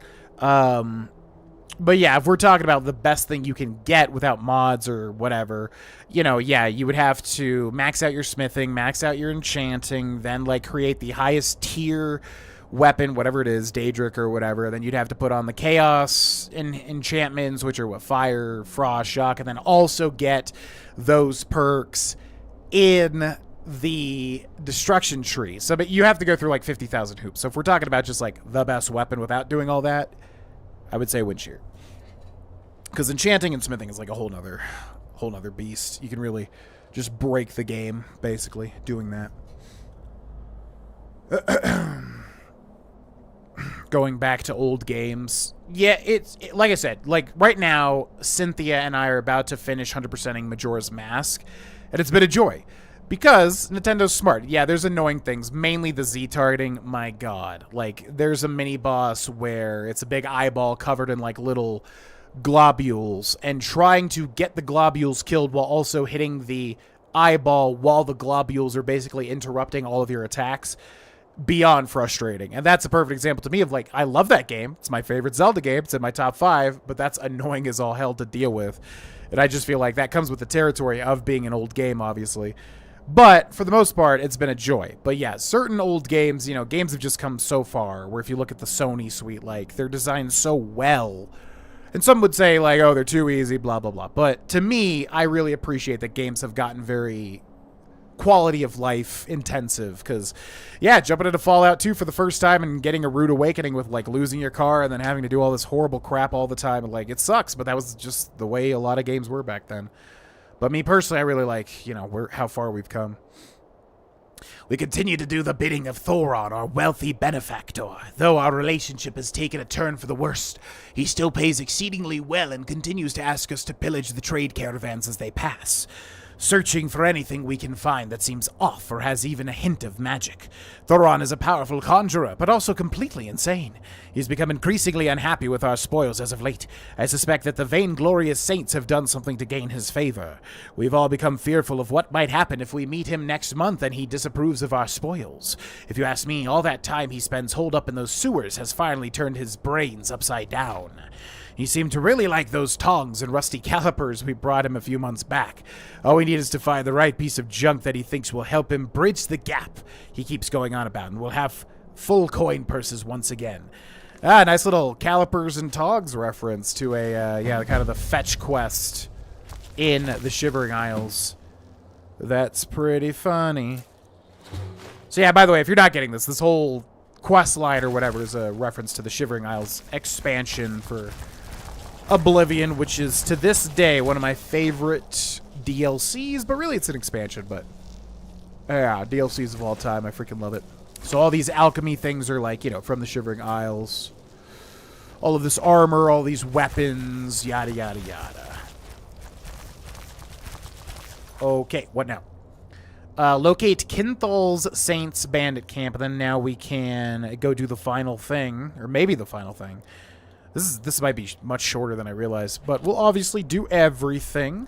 So let's go find this guy. Declan Marno says, I've been watching for years and this is my first time catching a stream. I love you. I love your content. I'm excited for the stream. Happy birthday. Your beard looks awesome. Yo, thank you very much. I want you to swords out of my mind. Yeah, I want to say a big thank you to all the well wishes today, obviously for my birthday, but, you know, just in general, thank you guys for the compliments. I mean, yeah, I love making content, man. Obviously, we're in the dark ages there at the start of the year, but I'm really trying to, yeah, make some good stuff again, so I really appreciate the kind words and making some good stuff. You know, if you haven't tried the Red Dead Redemption 2 playthrough, as people have said, people are saying, actually, frankly, people everywhere are saying Red Dead Redemption 200% is one of the best playthroughs Austin's done in quite a while. Messenger sent a message? What? So anyways, thank you very much. And yeah, I'm actually growing my beard out longer than I typically do. Usually I trim it way earlier than how I have it now. But yeah, I'm probably going to trim it soon, although I kind of do like the extra, little bit extra length, you know? Kind of like it. Okay, True Flame in the right hand, Hope's Fire in the left, right? Hello! Yeah, no, I'm going to hit you with... Why do I not have the Staff of Sher Gorath favorited? What? I'm going to hit you with one of these. Halt!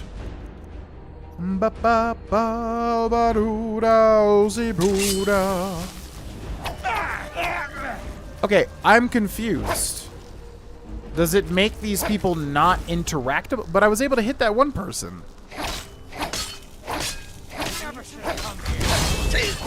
Yeah, so what's the point of that? I guess just to get cooldowns or something. I think that's what it did in Oblivion anyways, though. Jesus, so it makes sense. Ya-ya-dee-da.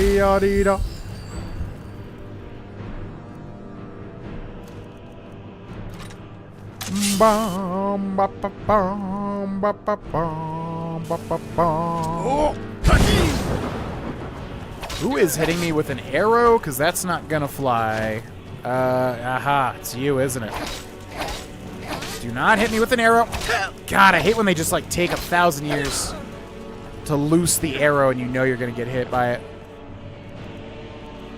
Bum, bia, bia, bia.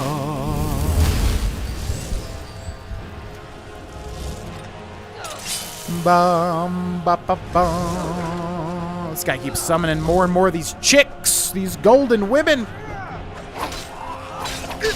Got him. Got him. Okay. Gnarls Barkley. Gold Scroll of Conjure, Golden Saint Warrior, Withering Moon, Worm's Head Cap. Ba ba ba. Ba ba ba.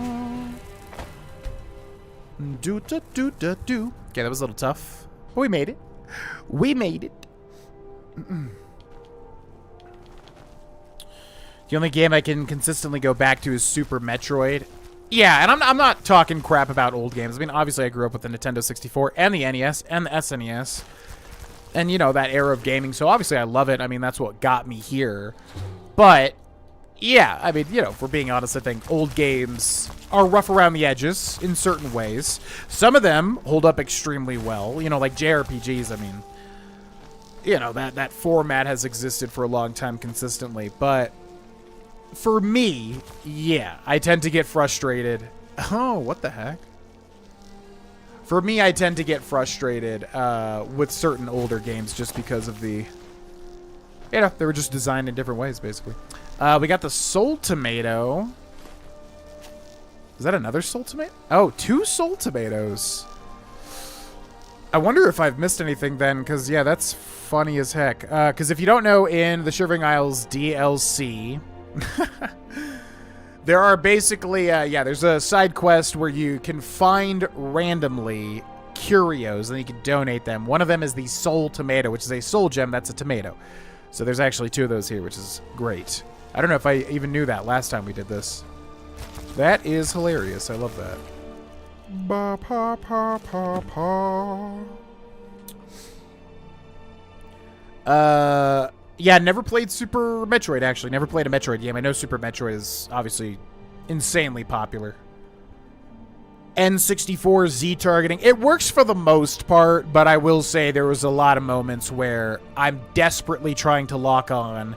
Link is just doing backflips, and then, you know, you try to lock on, like Tattle goes to lock on, but then it comes back at the last possible second, so then you end up centering the camera behind you, looking at the wall. There's all sorts of moments that happen like that constantly in Majora's Mask, which is why, you know, like, if I was being a hipster, I would say my favorite version's the original, of course, because I love the N64 version, but in reality, the 3DS version, you know, they clean up so much stuff. It's just like, it's a much more enjoyable experience. I love when games do that. Like the Demon's Souls remake for PS5, for instance, so much more playable than going back and trying to play the PS3 version. I'm a fan of that. I know a lot of people, and which is weird because I used to collect retro games and stuff, but I am a fan of playability. When something's not frustrating to deal with, I like that. You know? Yo, thank you, Ricky Ninja. Appreciate it. Yo, thank you, Jornad. Appreciate it. Glad you're doing the 100%. Glad you enjoyed the 100%. I found my beard depends heavily on my partner's preferences, and that's as far as I'll go. Yeah, God, once I realized the power of a beard, I, like, never went back. I don't think I've ever... Every time I've shaved for, like, a stream thing or whatever and, like, gone clean shaven, and my partners have always hated it. Like, I do not look good. I have a baby face, so I need the facial hair to round out my face. So, yeah, beard's just a way of life for me. I have to have one. I've never met a partner that did not like me having a beard. It's pretty much been a necessity. Soul Tomato, yeah, reference to Oblivion. There's like a Sheogorath, what is it? Is it a Sheogorath shaped septum? Like instead of the Emperor on the gold coin, it's actually Sheogorath or something like that. Where's like a Sheogorath-shaped potato chip? There's a bunch of weird items that you can get that basically you could donate, because the Shivering Isles is all about, you know, madness. Craziness. Yo, what's up, Duke? Appreciate it. Glad you think so. Thanks for watching. Old top view Pokemon is by far the best they ever did. I hate the new stuff, really. So one example of an old game being better, IMO at least. Yeah, like I said, I mean, JRPGs don't really lose. You can have the, for instance, Earthbound. You can jump into Earthbound. Yeah, it's a little weird in certain places, whatever, but it really holds up because it's a JRPG. Like, it's gonna have the same design as a lot of other stuff. So same thing with Pokemon. You know, Pokemon Emerald really holds up because it's a JRPG. You just have to have a million things that you interact with, and text box comes up and whatever. But yeah, Pokemon games are a good example of things that do hold up. Even first gen, as glitchy as it is, I feel like it holds up decently well. Even though we no longer raid with the backstabbing seducers, we still work for that wizard Thoron. He's been paying us handsomely to turn over Ri'saad's caravan looking for any trinkets that seemed strange. A week ago, we found a sword unlike anything we've ever seen. Thoron's face lit up when he saw it. This could be it, he said. Something about a bridge. He's probably lost it. No sword is worth how much he paid us for it. Won't hear us complaining, though. We see Thoron once a month so we can have a look at our spoils. Everything he doesn't want, we split and sell. Nice and clean. When we're done, he skulks off back to the lair of his in Solitude. What he does there is anyone's guess. He's doing weird stuff, without a doubt.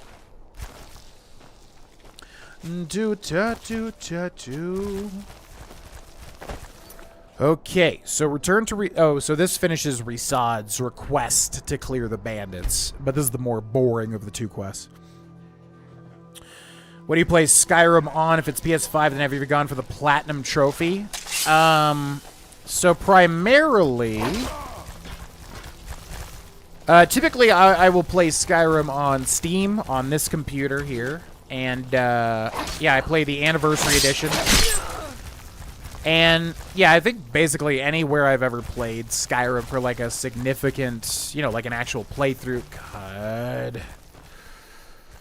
I really need to figure out what's going on with this Chrome crashing crap, man. It's just, like, it's so frustrating to deal with, dude. It just constantly, like, makes Skyrim chug until Chrome crashes, and then it fixes itself.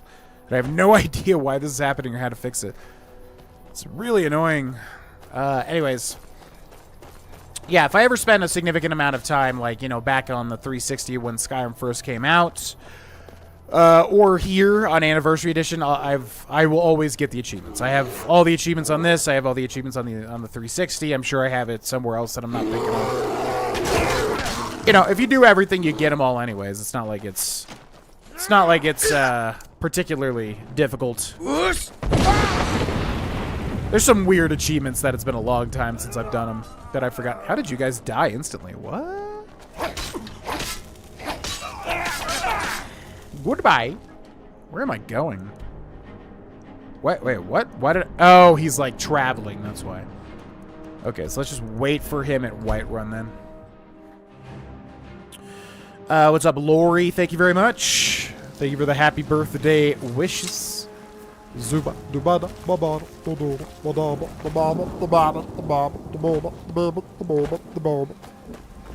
so they wait right here, right? So we should be here somewhat soon. Yo, what's up, Ace? Thank you very much. Hope you've been well. Hope all the stuff going on in your life is going well. Welcome in. Yes. I've taken care of the saints and the seducers. Excellent. And now, please, accept this token of appreciation. 300 gold. Wow. May your road lead you to warm sands. Thank you. Okay. Not a lot, but that's fine. After studying the journals of the both the Saints and Seducers bandit leaders have learned that Thoron is conducting dangerous experiments in the Solitude sewers using a strange sword. What is the sword that he has? I should locate Thoron's lair within the sewers and discover the nature of the conjurer's experiments. Let's do it. Agreed, I'm cursed with the babyface facial hair is needed. Still need to play Earthbound. Oh man, I love Earthbound. Earthbound's so good. It's one of those games that really just breaks all the rules and does it in a good way. Earthbound. I'd play it again. Yeah, I'd play it again. It's been a while. It's been a long while, but I loved it. I've only played it once, but I love the crap out of it.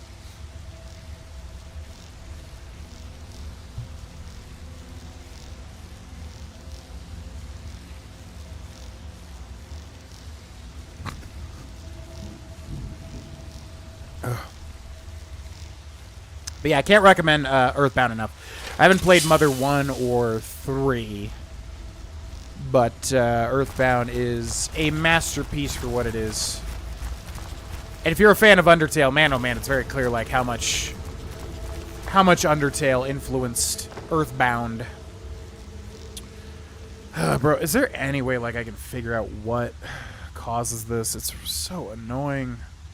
Google Chrome slowing down game. Chrome is using a significant amount of system resources while the game is running. Yeah, and it's only when I stream, which Google Chrome is using 50%, 64%, 70%, 80%, 99% of my CPU. So, I mean, what can I even... Okay, and it literally just crashed. I've asked, like, a whole bunch of times, but yeah, if anybody watches this now or in the future and knows of a fix for this, please let me know. This is, like, a plague. It's very frustrating. Okay.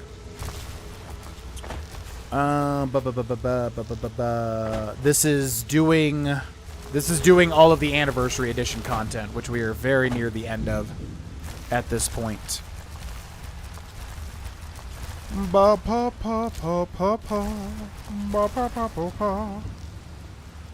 Okay, I remember this guy absolutely destroying me last time. So hopefully... explore the Root Cave. Now, yeah, if you played Shivering Isles... yeah, this should look very familiar. It looks exactly like a dungeon in the Shivering Isles. It's even got the hollowed stump. So cool. La sutapata hi paparo.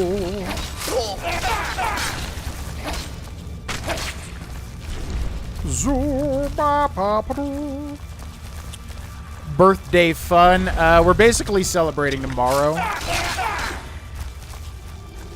Because that's when we both have like a completely free day. So probably gonna go to the gym tomorrow, kind of plan out what I want to do. We'll probably have dinner. And I'm thinking maybe see a film if anything's playing. We have a really cool place near us that it's kind of like a film experience, so we'll probably do that. Maybe unless there's just something specific going on. Or something that really calls to me that I'm like dying to do tomorrow. But it should be a fun day. So it goes without saying, no stream tomorrow. We're doing that stream today. I was not able to do Monday's stream because, yeah, by the time I got home from the leg, shoulder, and abs workout, it was like 7 p.m. It was a very packed day yesterday.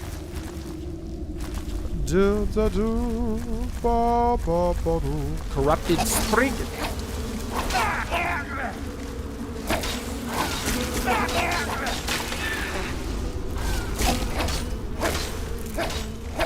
Come here. Come here.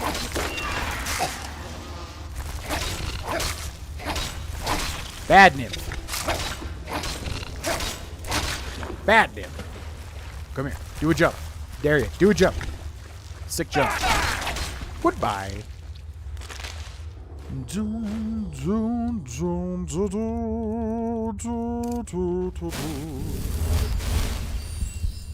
Only going a little crazy. Well, hopefully we're there too soon. We're both going a little crazy for it to start. Huge fan of Chrono Trigger. Is it like that? Yeah, Chrono Trigger is actually my top 5 games of all time, if you didn't know. But, yeah, kinda. Earthbound... So Earthbound's basically just like a... It's like a JRPG that breaks all the rules, basically. It's just like a... You know, it's one of those games like Inscription or Undertale or Doki Doki Literature Club. They kind of like... They do their own thing. They don't really follow like a specific game archetype, which is typically the games that I love because they're obviously like so unique. So basically, yeah, it's kind of like a JRPG from back in the SNES era, which was like a huge era for JRPGs. But it's very weird and quirky and does things a lot different and has a really weird, interesting story. It's best to go in not knowing anything about it, you know. But I can't recommend it enough. If you like SNES era JRPGs, you're going to be hard-pressed to find one more unique than Earthbound. You know?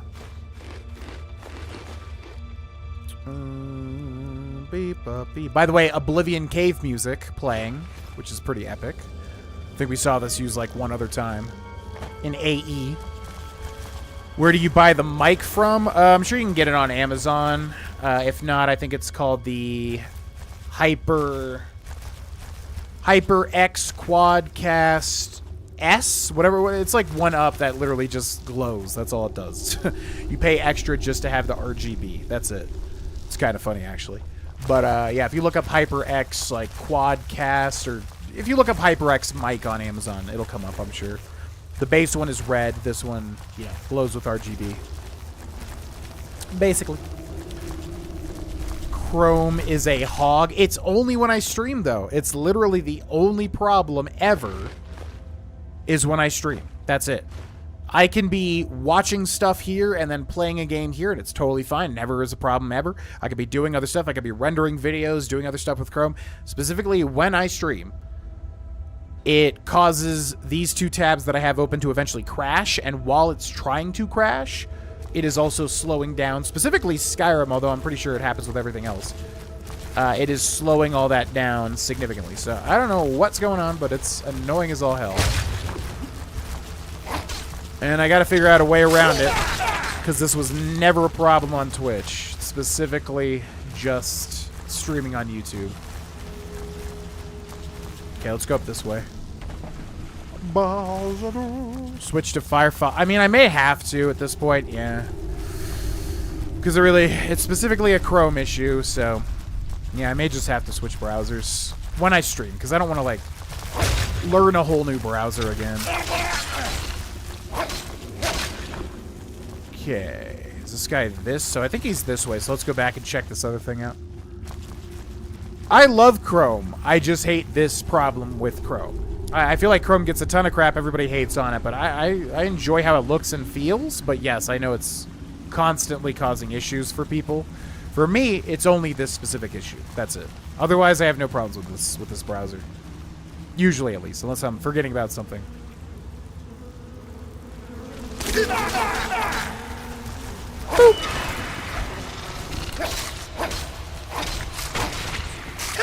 What are you guys hiding back here, eh? What are you guys hiding back in here? Let me know. Yo, thank you. I don't even know what to call you. Lenny Face? Lemmy? Is it Lenny or Lemmy? Whatever it is. Lenny Face. Thank you very much for the birthday wishes. Appreciate it.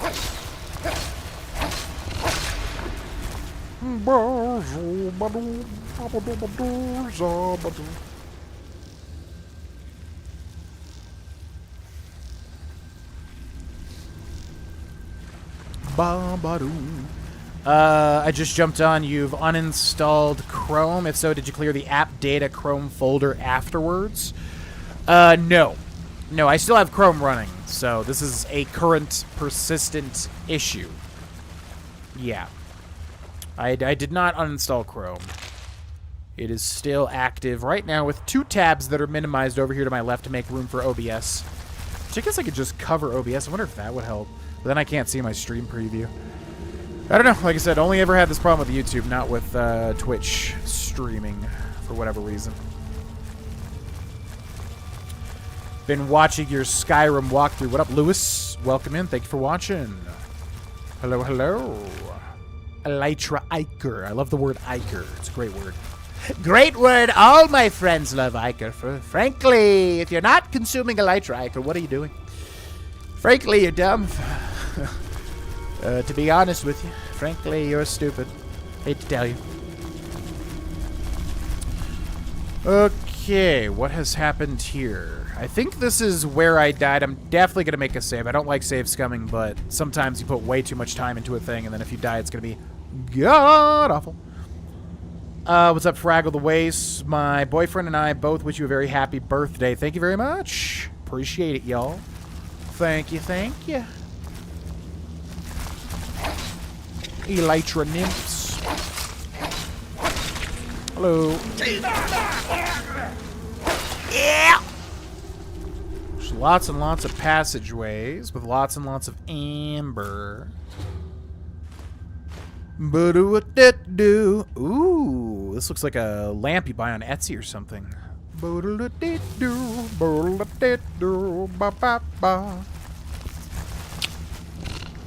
you're bad. Couldn't even tell. Are my nymphs still alive or are they dead? I don't know if they're still following me or not. Yo, what up, guys? Oh, we gotta remember to activate their buffs, too. And we gotta recharge our weapon before we fight the big bad, for sure. Mother is also another name for Earthbound. The GBA one is awesome, but the story is very sad. Yeah, never played Mother, which here we got as, like, Earthbound Beginnings recently, right? On the online service or whatever. Never played Mother. I never played Mother 3, which has Lucas, which from Super Smash Bros. You see him all the time. I remember being a kid and seeing Ness in the first Smash Bros. And being like, who the hell is that guy? No idea, you know, because it was a Japanese series. As far as I understand, like, at that time, it was mostly known in Japan. But, yeah, only played Earthbound, but I loved it to death. It was so good. So good. What else do we need to do? We needed to... Oh, yeah, use these guys' buffs. Buff me, baby. Thank you. Buff me, baby. Thank you. Okay, we should be good. Let's go. Thoron the moron. Oh, this guy is strong as hell, too. Oh, and he teleports. Fantastic. Okay, that did not go well at all.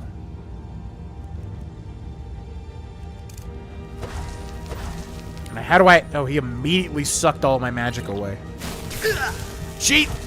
Wow, he literally took it instantly from full magic at a none. I like how my elytras are literally just running to the end of the tunnel. Not even helping at all. Thank you. Did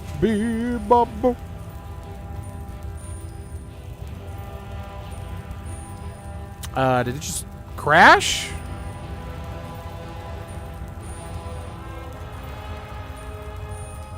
Uh-oh. That is a weird crash. It, like, locked up everything over here. Okay, Skyrim.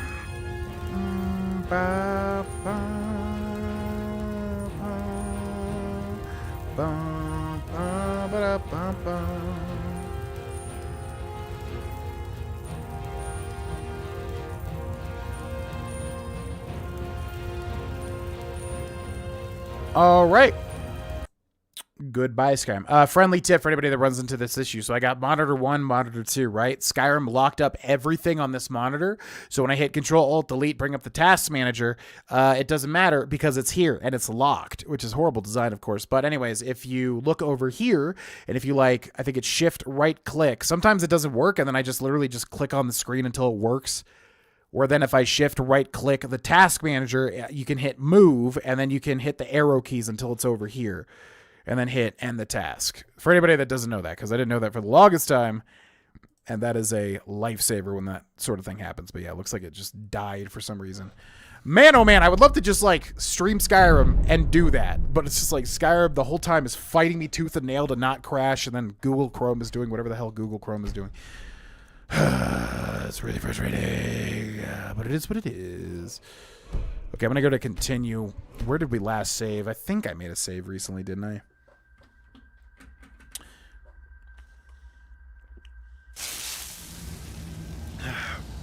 Use Firefox and is open source and is better. I used to use Firefox way back in the day. Way back in the day. I guess I could go back to it. I don't know. I've just gotten so used to this at this point in time.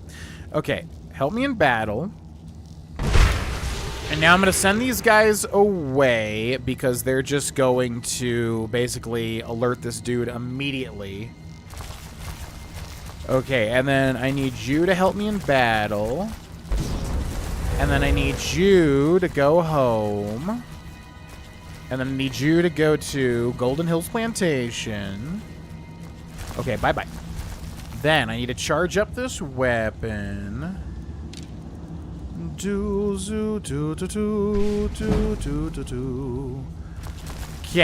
And then hopefully, maybe we could just sneak up behind him and do a huge, giant stealth hit. That would be amazing. He, like, immediately knows you're here, though. Okay, maybe we could drink a potion of invisibility. And then if I sneak up, this could be big. Frankly, we could kill this guy in one hit. It would be amazing. Okay, potions. Do we have, what is it? Is it the warrior? No, we don't even have it. Okay, so just need to wait for him to reset because he's going to walk literally right into me. Oh, we did so much, but he moved. No, when he healed himself. Unbelievable. He literally moved. Whoever did this is still close. He moved a foot, like, out of my reach. If he just literally stopped moving as soon as I hit him. Oh my god, so annoying. Alright, let's try that again. Would have blown him up. Thank you, Xavier Burrows. Thank you, Victor Curtis. Thank you guys very much. Appreciate it.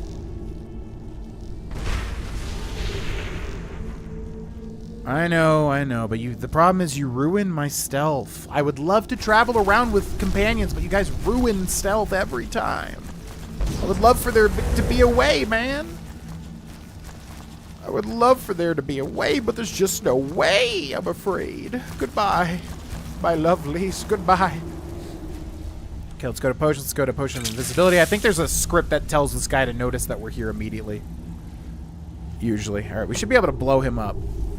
Stupid Thoron. Oh, he puts on a oak flesh or something. You little... You're at 1 HP! You can't keep getting away with it! You're at 1 HP. Oh, he did it. Okay. He was at 1 HP, getting away, and then popping a heal. Insane. Have you ever met Metal Jesus? No, but I would love to. I love Metal Jesus Rocks. I love the Metal Jesus Rocks crew. I wish he kind of focused more on the crew. I feel like the crew aspect is kind of... I feel like Metal Jesus Rocks content was amazing, and then, you know, he had all the crew, he had all the people coming in, constantly making videos with them, and then COVID hit, and they couldn't do that because of social distancing or whatever. And then it's like, he just never brought them back. Like, he'll do one-off videos with some of them. It's like, man, I miss that crew feeling. Like, I feel like that's what made his channel really special. But anyways, I love Metal Jesus. Yeah, I love his content. And I love his crew. And I would love to meet the guy. I think, yeah, we could be great friends. Could be great friends. Personally, everybody likes to be friends with me, frankly. But, yeah, no, I would love to meet him. I think we would really hit it off. Okay, Hearts of Order. Whoa. Spell Tome Conjure Dark Seducer Archer for 60 seconds. Warrior for 60 seconds. Golden Saint Archer for 60 seconds. Golden Saint Warrior for 60 seconds. Madness Helmet of Recovery. Magic regenerates 100% faster. It's the Madness set from the Shivering Isles. Ring of Disrobing. Oh, that's why he's I forgot why he was naked. That makes sense. That impression's coming along. Frankly, the impression's perfect, and anybody that says it's not perfect, well, frankly, you're dumb. So, dumb question. Really stupid. Yeah, I don't know. I have no political affiliations at all, by the way. I'm very apolitical, but I just enjoy... His inflections are funny to do, even though I know we've all heard a Trump impression 50 million thousand times at this point. Staff of Ice Storms, I'll take that. Ring of Disrobing, interesting. Thoron's Journal, Volume 1. Now we get this whole guy's life story here. I pray to Metal Jesus, as you do. Thank you very much, Audio Clayton. That's a sick name. The Old School Pause. I hate Firefox. Anything but Chrome feels sluggish and non-user friendly. Heard Opera GX is good. I don't like Opera GX simply because they're like ad campaigns. Like seeing a JonTron video and him going like, you could make your whole Chrome like JonTron. It's like no one's gonna do. Some people want that, but no one's gonna do that. John, Okay, stop trying to sell me mobile games. Stop trying to sell me Chrome, the gamer's browser. You know what I mean? Anyways, yeah, I don't know.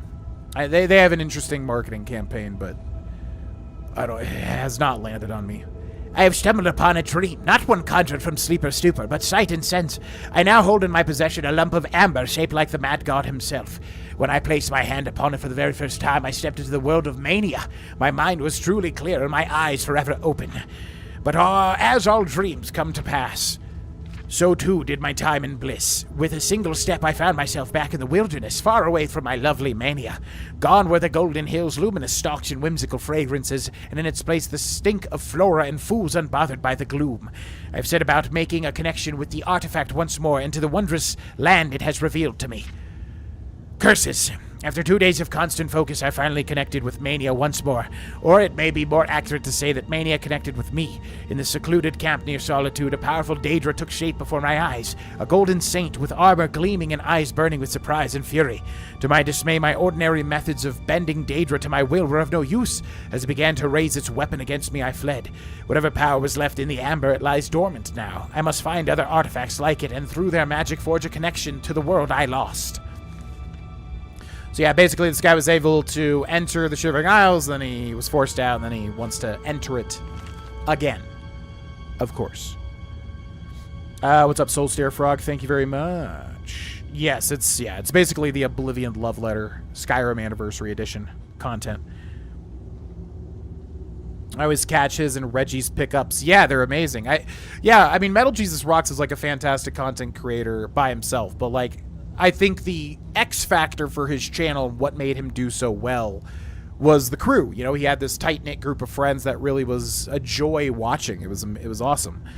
So, yeah, once COVID hit and that kind of, like, went away a bit, because then he started doing, like, collab videos, but specifically with, like, people submitting videos to him that he then put in his video. It wasn't the same as them being there, you know, which I always really liked about his channel. So, yeah, I still love the dude, still love his content, but I really miss that component because it was very warming content to watch, you know.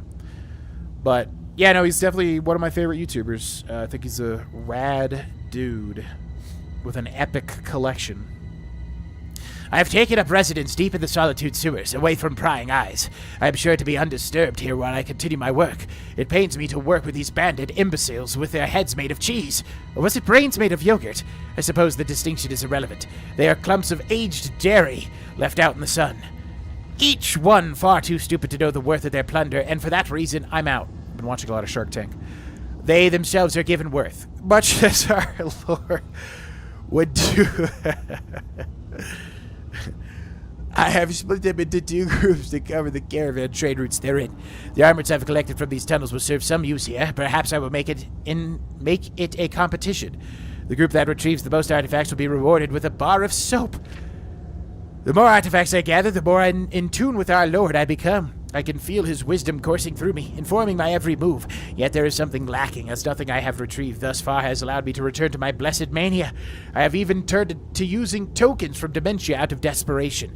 With every failed attempt, my patience continues to thin. I may need to strangle a bandit or two. I may need to strangle a bandit or two I may need to strangle a bandit or 2 or 20 to calm my frazzled nerves. Our Lord Sheogorath must be pleased, very, very pleased. This new artifact is truly a remarkable find. Yes, truly, truly remarkable. To think that it was nearly dismissed as an ordinary claymore when it was in fact the sword of Jigalag, the weapon wielded by the Prince of Order. It's the craftsmanship that betrays its truth. Perfect symmetry on both sides, its angles matching 10 numerals beyond the decimal, perhaps 20 or even 40 numerals. I will make an effort to count them tonight, yet its true power is held in its enchantment, for when I look upon its crystal edge, I see more than my reflection. I begin to see time the way a cloud sees the river. It has a beginning and an end, but they exist in concert. The past, present, and future flow as one. I spoke to a cloud the next day, and it confirmed this to be true, though the sword's visions... Through the sword's visions, I know what is to come. The sewers beneath the city is where the path will open. The sword will serve as the bridge. The sword of Jiggalag reveals much beyond my intent. It has a logic that seems familiar, but at the same time repels me. It desires Mania as I do, but its goal is that of destruction. Worse yet, our Lord's voice feels distant, muted even. I find my thoughts being short and my words more so. I need to keep my writing separated. I'm beginning to suspect my journals are speaking to each other. No, not suspect. I have proof. But I can't write it here, lest my future self speak more lies. Each thought, past and present, must remain pure. So you're telling me this guy, a part of the craziness quest, went crazy? What the hell? Oh my god, more journals? Are you serious? It's bad. One of my biggest pet peeves in games is like when you tell a story. Well, I know they had to do this for Anniversary Edition, but yeah, when you like tell a story specifically through like 4, 5, 6 journals, it's like, oh my god, dude, come on. Red kelp, gas bladder, and a scalon fin. Note on amber and madness ore. Potion of ultimate healing. Couple more scrolls here. Let's go ahead and check this real quick. He never cares about Reggie's opinions on games. Yeah, so what Cindy's referencing is like, you know, I am a huge fan of Metal Jesus Rocks. I will say, like, you know, there's an element of, like, they're gamers, right? So social interaction is not always where it needs to be sometimes. And what I mean by that is I've noticed in their pickups videos, which are a joy to watch, but yeah, usually I feel like Metal Jesus specifically, like, you know, Reggie will be like, oh yeah, man, I got this cool game and it's epic and like this is really, you know, it means a lot to me and I'm loving going through this game and it's great. And then it'll just go to Metal Jesus. It'll be like, oh, cool. Anyways, okay, what I have, and it's like, okay, you need to connect there. Connect with the things you both are showing. I feel like, yeah, I just feel like Jason could improve a little bit on, like, you know, recognize what's being shown to him and then commenting on that a little bit more. Because I feel like it's very much like he shows a thing, then he shows the thing, then he shows the thing, etc., etc. Okay. Green butterfly in a jar. This one does have a rune, which is interesting. If you didn't know, Skyrim's butterfly, you know, bugs in jars, there was going to be a whole quest, but it was cut, which is why they have runes on the bottom. Quite interesting, actually. Quite interesting, indeed. Let me make you an offer. Man, Shark Tank is so fun to watch. I love that show. Not gonna lie, GV, I'd freaking love to see a Baldur's Gate 3 playthrough. I'm on my second playthrough now as Dark Urge, and god dang, that game is so good. In my top 5 games of all time, probably top 3. That's the thing, is like, I know it would be for me too. It's just, it's so hard to fit anywhere. It's like, I mean, we could just drop everything and do it on stream. I mean, it would be a nice, like, you know, obviously, as we've said, like, streaming it would be the way to go just because it's so effing dense. Yeah, I don't think I could... Doing it in any Let's Play format would be a huge mistake. You know, I think the Let's Play format has gone the way of the dodo a lot of the time, and I will for sure, even if I put every ounce of my soul and heart into it, I know for sure it's not going to do well no matter what. And I don't say that to sound pessimistic, I just know. I know, you know, like the first attempt at the 100%, like I was really doing a good job in my opinion, but like, yeah, obviously the views plummeted, you know. Meaning... yeah, we would probably have to stream it, and I do want to do it, because I've never seen basically an inch of Act 2 or Act 3. So that would be epic, and I just love the game, and I know, yeah, I know it would be one of my favorites. So I don't know, maybe once we're done with this, I mean, we still got Fallout 3 and a whole bunch of other stuff we can finish as well, or maybe we just start a Baldur's Gate 3 playthrough, and that just becomes like the dedicated thing that we do here in the stream format, which we could get, you know, like at least 9 hours of progress each week, which would be significant. So, I'll think on it. Because it's a tragedy that I have not finished Baldur's Gate 3. Because it's the exact type of game that I would love. Baldur's Gate 3 is a 10 out of 10 game. My only criticism is I don't think it's very well designed for co-op. Yes. That as soon as they said, like, co-op was a feature, I'm like, okay, that's cool. I will never seriously use that. And I have played with friends, but it's very much like a... you know, gimmicky playthrough, because you're not, for me, I'm taking in every little bit of lore, every conversation, every choice, that's sacred to me. So to apply that to like a co-op thing where, you know, you just have people running off in different directions, triggering conversations that you know nothing about and all this crap, and I know they added the features where you can eavesdrop, whatever. To me, that just like, that is absolutely not why I would play that game, ever. So to me, that's just a completely wasted, you know, effort to make multiplayer. But I know obviously a lot of people like it. I just... The only thing I could do something like that with would be like Borderlands, because it's just so like nonsensical fun. You know, I don't have to be that attached to it. MG, the Metal G's the OG. Reggie has a very unique taste in games. He does, for sure, but I just feel like... I don't know. I like noticing social interactions between people, basically. And I've noticed... Yeah, I feel like Reggie gives a little more, like... He's so genuine and excited. Yeah, Reggie's always, like, really... Reggie's like a puppy dog type of personality. He's like, he loves to show his games. He loves to connect with people about games. But then I feel like Battle Jesus is kind of in his own world a little bit when showing his games, which is fine. It's just their, you know, their nature, but... I've noticed that. It's like, no, say something about what he's talking about. Come on. I want to hear your thoughts on Reggie's game. Yo, thank you very much, Davo. Welcome in. Yo, what up? Crash Edits. Welcome in. Hello, hello. Prefer them to do the books and notes over using AI to replicate the voice actors. Oh, yeah, no, I hate, no. AI. I've tried to use AI. I'm like, oh, I could probably speed this up with, like, AI or something. And every time I've even remotely, like, dabbled in using AI for something, like in terms of YouTube or whatever, I immediately, like, just scrap it. I hate it. It just feels dirty. You know, it's just not, it's not real.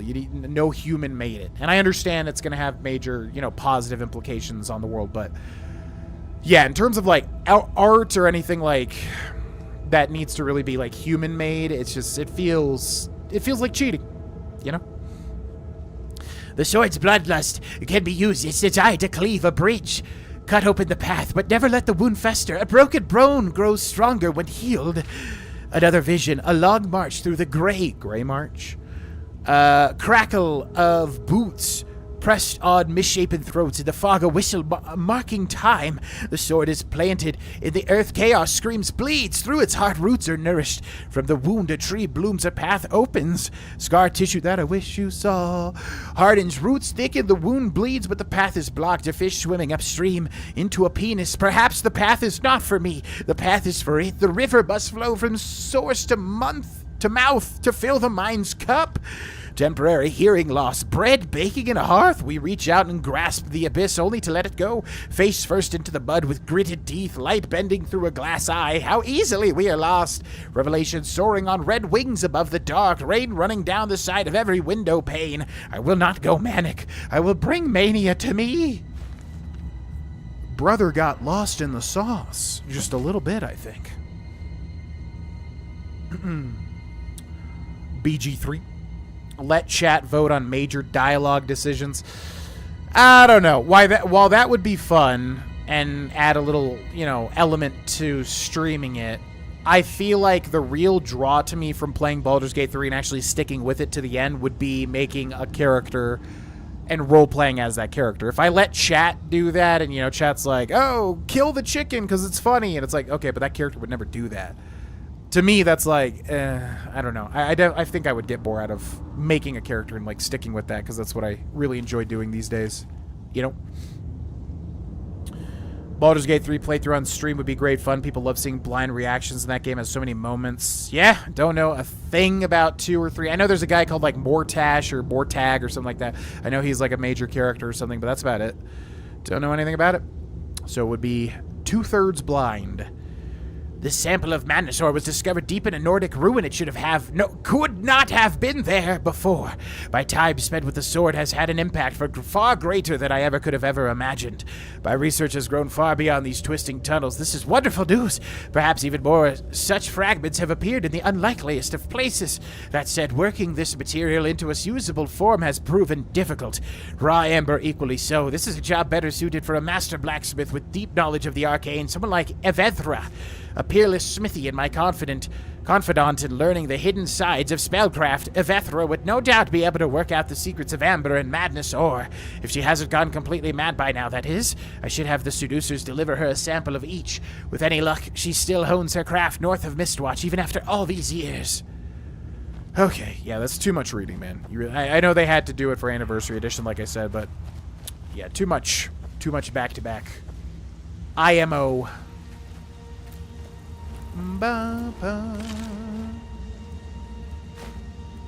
This really looks just like a lamp. It's funny to me. Fallout 3, yeah, we're very close to the end of that series. Obviously, it's gone streamed at this point, but We're very close to finishing the Fallout 300%, so maybe that should just be the next priority. Once this is over. The Sword of Jiglag! Okay, what is the Sword of Jiglag? It does nothing? I feel like I remember this too last time, yeah. It's got no enchantment. Wait, does it actually do something you just don't know? I remember this last time too. Like, yeah, you do all this just for like an unenchanted sword. And I know you can enchant it. That's kind of like the benefit, but yeah, I don't know. Not a fan of that, but okay.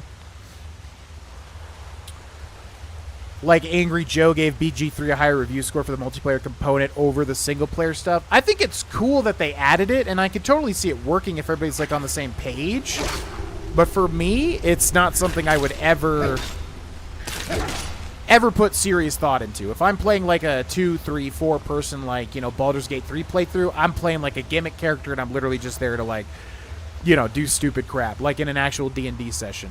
For me, Baldur's Gate 3 is like something I really want to cherish and absorb every aspect of, and like you just can't. I mean, you literally just cannot do that if you're like, you know, playing with other people, because someone's always going to trigger a thing that you're not there for, or, you know, you're in the bathroom and someone does a thing.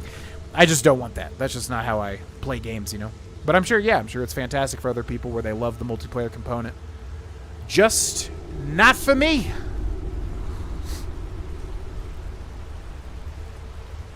Rock, paper, and Divinity. Yeah, I know Divinity did like the same stuff. Yeah, the rock, paper, scissors thing's a great idea. Nobody to do it with, I'm sure. Yeah, well, maybe when we. I promise you guys this: whatever I do with Discord in the near future, it'll just be set. Even if I like am barely a part of it, which I want to be a part of it, but you know, it just sucks. Like, hey guys, here's my progress working out so far. Like, you know, crickets, nothing at all. It's like, okay, well. Screw me, right? I mean, I could just be posting this elsewhere, I guess. But anyways, yeah, so whatever I do, like, that'll be it. Like, I'm not going to delete anymore, change it, or anything like that, whatever I do. There's just something I'm considering doing that would change the way the Discord would be. So I'm just kind of figuring that out at the moment, basically. What? Oh. Wait, what? Do we not have, like, a quest name? I thought we had a quest. Investigate the area north of Mistwatch. It would be this, right? Find more details on the bandit's new lead? Oh. Oh, we have a whole bunch of stuff. Find Joftin notes on smithing golden and dark equipment. Where? Oh, like way over here. Oh, yeah, because they mentioned Half Moon Mill. Okay. Ba-ba-da. Yo, thank you, Laney Jane. Sorry if I'm missing chat. Half the chat is... Yeah, this is so weird, man. I don't want to complain a lot, but I'm saying, like, when I stream, it's like I just want to start Skyrim, play it, and have a fun time, but, you know, Chrome is doing its thing. But then also YouTube's constantly like, chat disconnected. Please wait. Successfully connected. It's like, why is that happening? I have no internet issues except for when I stream on YouTube. It's so weird. Point is, sorry if I miss anything, because half the chat is YouTube just telling me I'm disconnecting and then connecting, which I have no idea why. All right, let's catch up with the chat for a second because it's getting away from me a little bit. Then we'll jump back in. Does Reggie just live in Jason's basement? I mean, he might as well. I'm sure Jason's got a huge house. Yeah, he should just live in that game room. That'd be sick as hell. I think a really, really cool idea for a BG3 playthrough is to get a mod that lets you manually input dice roll. Oh. Yeah. How is that not a thing?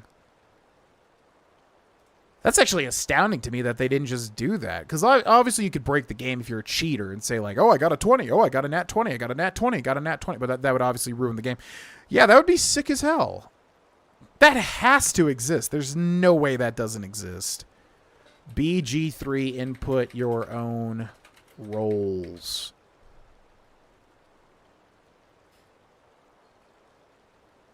Manual dice roll modding? Is this not a thing? That's astounding to me that they would not have made that if that doesn't exist. It probably does, but yeah, no, that's a great idea. Yeah, thank you, Laney Janes, for the happy birthday. BG3 is no joke. Started on Tactician, quickly had to power down to normal. Oh, yeah, for sure. No, I know. It's already challenging on, normal difficulty. So I'm definitely not going to go higher until I beat the game for the first time. Great voice acting. Yeah, I really want to up my voice acting practice because, like, I've got the voice. I could do the voice, but I have to practice acting. That's the challenging part.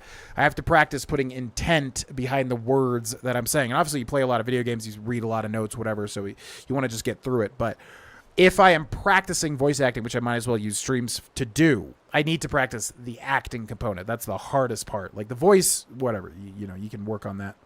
But...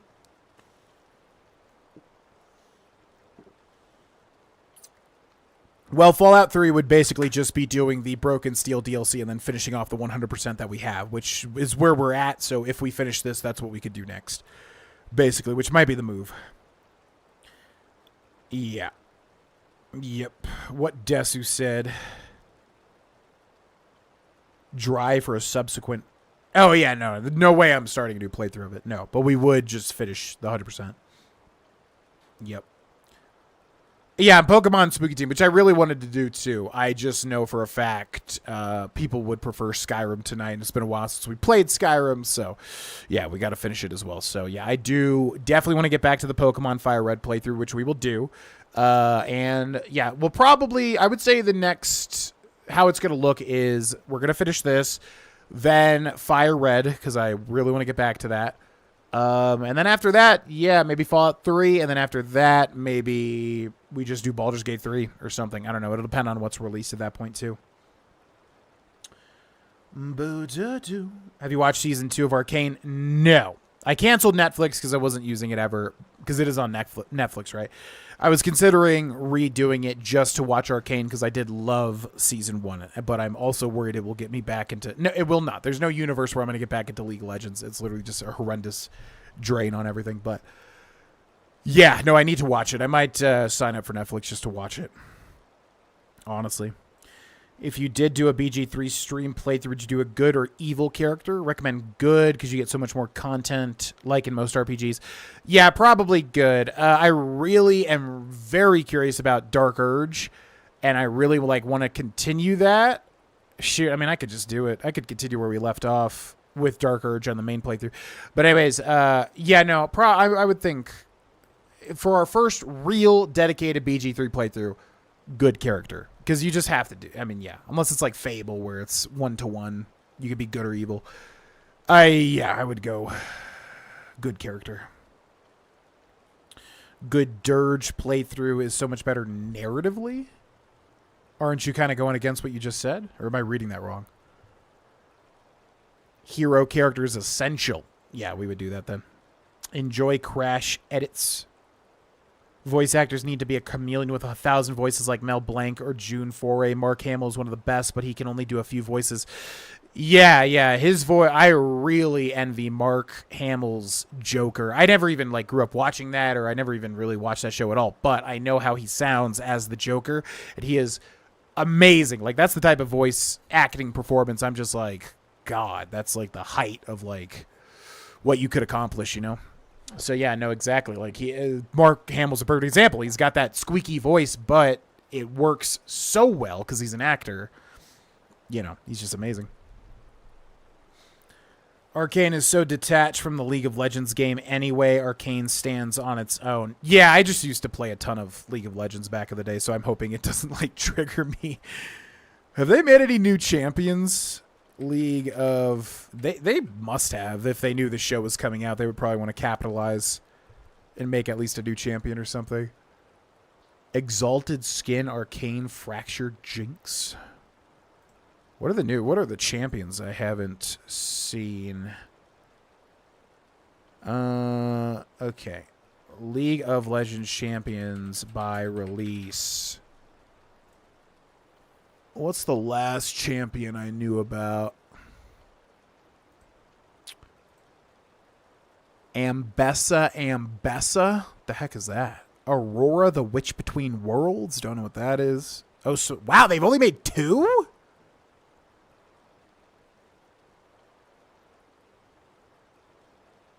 Wow, I expected there to be way more. No, only one. Aurora, and then whatever Ambessa is who's coming out. Wow, that's crazy. Holy moly. Would have expected way more. The only thing with continuing your old playthroughs is you'd probably forget who a lot of the returning characters from Act 1 are too. Yeah. No, I wouldn't do that. I can't do that anyways. Like, whenever I majorly, like, stop playing a game for a long time, I usually have to restart. For sure. I mean, like a heroic type dirge? Oh. I didn't even know that was an... Well, yeah, I guess that would be an option. I didn't even know that was an archetype. Jay Farrow from SNL. You know who I didn't know? Freaking, oh my god, Aries Spears from Mad TV way back in the day. Oh my god, there's like a viral clip that's been going around that I've seen a couple of times, but his Tony Soprano is insane. Like, that's probably the best, if not, one of, if not the best impressions I've ever seen. Was Aries Spears, Tony Soprano, and at the end he describes it like with Tony it's all S's because he says like ish, like Janish, what are you doing, Janish? You got to get over here, Janish. I was like, oh my god, he's so right. Yeah, that was crazy.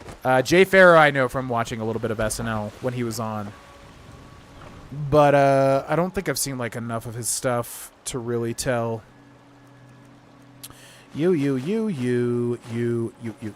Joftin's notes. An ancient battle site was discovered near Thoron's lair. Underground, an assortment of weapons and armor of the Daedra known as Golden Saints and Dark Seducers laid strewn about. It is from this site that we took up their arms and joined together as bandit companies under their names. Since then, as the only blacksmith, I have taken it upon myself to study these otherworldly artifacts. And now, at last, my efforts to reproduce the exquisite craftsmanship of the great Daedra has finally borne fruit. My mind is not what it once was. If my memory fails me, at the least, these notes can help the others keep the craft alive. One would be foolish to forge weapons from gold that is far too soft, and yet the golden blades of the saints are nimble and harder than steel. How could this be? The trick appears to be threefold. First, the structure of the piece must be reinforced with refined moonstone. Second, the gold must be hammered into place while the gold is heated just below its melting point. Third, the introduction of the heart of a Daedra to the forge when heating the piece so it can be hammered into shape completely transforms the attributes of the metal, giving it its uncanny hardness. The process for forging the dark armor of the seducers is similar but requires more finesse, as you must balance shaping the unyielding ebony with malleable quicksilver. The heat applied must be very precise or the shape and integrity of the equipment will be ruined. As before, introduce the Daedric heart to the forge as you heat the material. Okay. Then find more details on the bandit's new lead. Interesting. Just got back in a league. It makes you hate yourself so fast. As I've described it many times, it's just a complete drain on anything. And that's from somebody that doesn't even spend money. I did spend money at a time, but for the amount of league I played, it really wasn't, that consistent. But, yeah, it just drains everything. It drains your energy, your time, your life, your mood, your money. If you're spending money, it's horrible, and I will never go back. It's very fun, and it's very addictive, but yeah, it's just god-awful for one's life if you can't rein it in, which I'm sure there's tons of people that can rein it in. I am not one of them. Boots, copper, and moonstone. Bandit's note on hidden treasure. An exotic treasure said to be hidden in Crystal Drift Cave. Heard it from a coinless trader trying to save his own skin. Going to send a few to see if the story checks out. If the story's true, we need to be sure the saints don't find it first. Our benefactor will be pleased. Ooh, that sounds interesting. Investigate Crystal Drift Cave. Don't mind if I do. Ambessa is Mel's mother. Oh, yeah, that's right. I heard they were adding her. Oh, see, so they are capitalizing on it. I knew it. Yeah, that's right. Yeah, because I remember seeing her in the first season. I was like, yeah, she would make a really good champion. And now they're adding her after season 1. Or after season 2. Very clever. Very clever. I can't believe there's only been one other one, though. Because I was playing when Smolder was, like, just added. And then whoever that next, like, witch lady was, I don't know anything about them. So that's pretty crazy. Because I feel like last year they had, like, 1,000,000 times more releases, didn't they?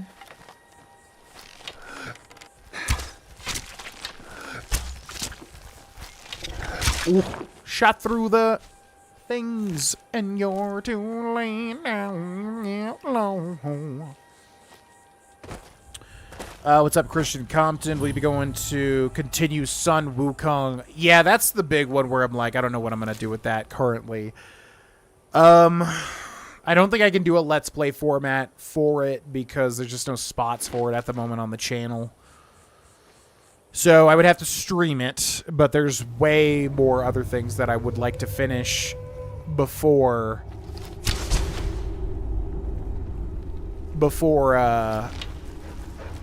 Wukong. So I'm not sure. I want to finish it, but I would have to stream it. And there's other things that are much more of a priority for me at the moment than Wukong. But I did really enjoy it. And I will have to finish it at some point. In some fashion. Blunk, blink. Okay, what is this? More freaking notes. Gadnor's Last Wishes. When it comes to role-playing in Baldur's Gate 3, instead of going pure good or evil, I prefer to come up with a character concept and make decisions based on that, so decisions could be good or bad. Same, yes. I think I'm not good enough at that yet, but yeah, like... Yeah, exactly. Like in my Dungeons & Dragons real-life campaign, you know, I'm playing a Dragonborn Paladin, but he's very much like a stick-in-the-mud, you know, typical Paladin, but, you know, I try to make him interesting. But anyways, yeah, if he would not do something, I will not do that thing, even if it will be a negative for me or for the party. It's like, I'm going to roleplay as that character, no matter what. And that's what's fun. And with Baldur's Gate 3, you can do that a lot. So yeah, exactly. I would try to do that. Probably a heroic character, but give him like a flaw or two. And, you know, make him stick to it, basically, because that's more fun.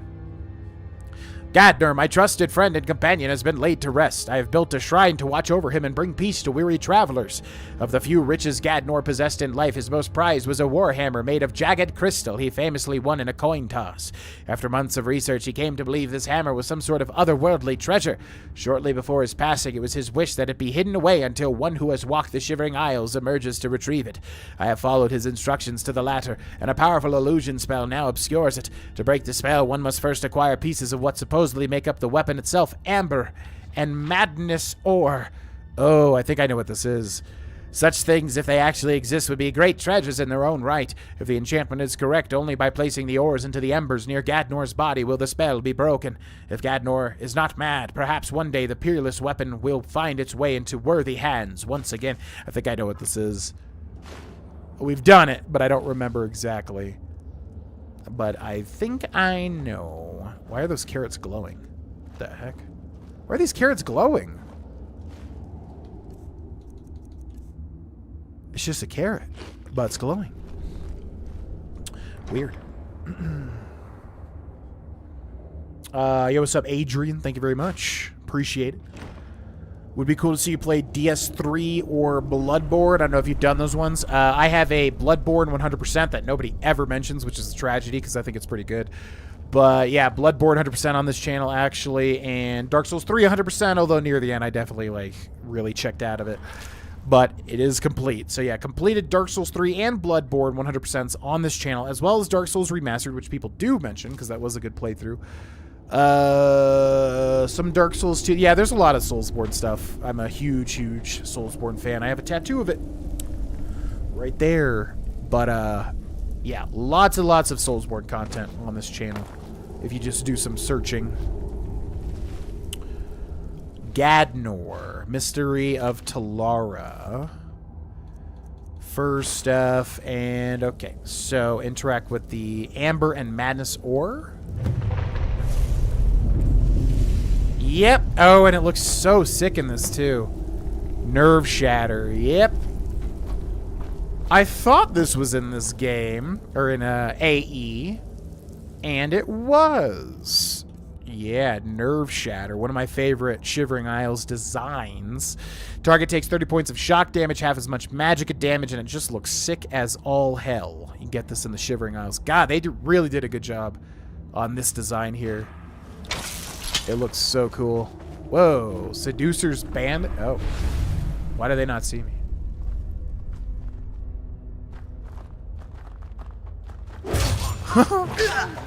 Okay, well, we can't really use it though. Ba ba ba ba ba ba ba ba ba.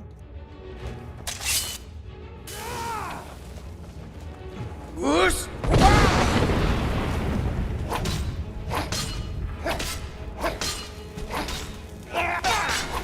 Goodbye. Goodbye. Ba ba ba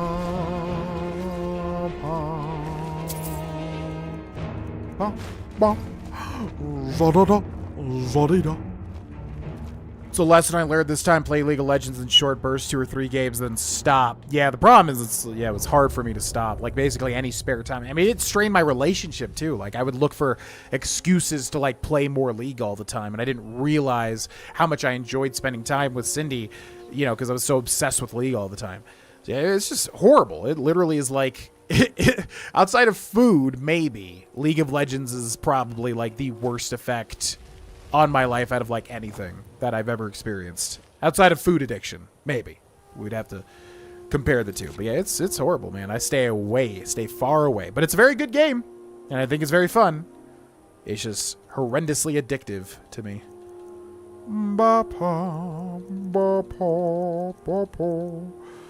Okay, and then finally investigate the area north of Mistwatch, where there's, like, something involving crafting or something.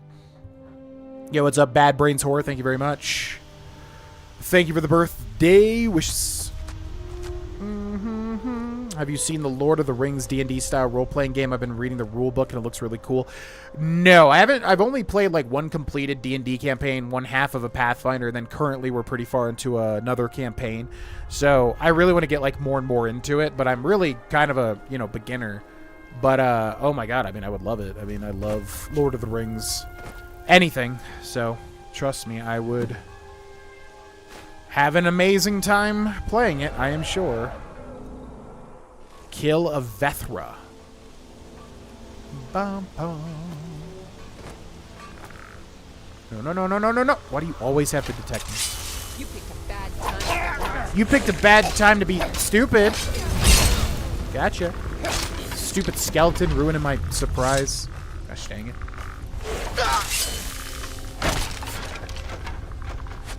Aha. I love that skeletons die in one hit, like, no matter what difficulty you're playing on or how tough they are or anything. I love it. Because they really would, you know? Stupid little skeletons. Arcane Blacksmith's Apron. Weapons and armor can be improved 20% better? Whoa, I wonder if that stacks. Interesting. There's a horror movie set among a group playing a tabletop RPG entitled Night Chills? It's pretty good, not great. Interesting. Is it on, like, Amazon or something? Oh, I might give it a shot. Oh, my God. We watched not too long ago. We watched, what was it called? Oh, my God.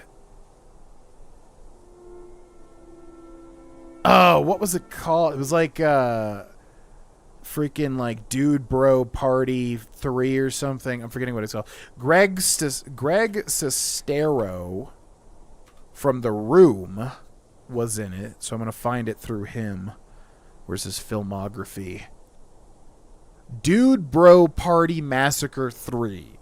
We found some random movie called Dude Bro Party Massacre 3, which is the first movie. There's no 1 or 2.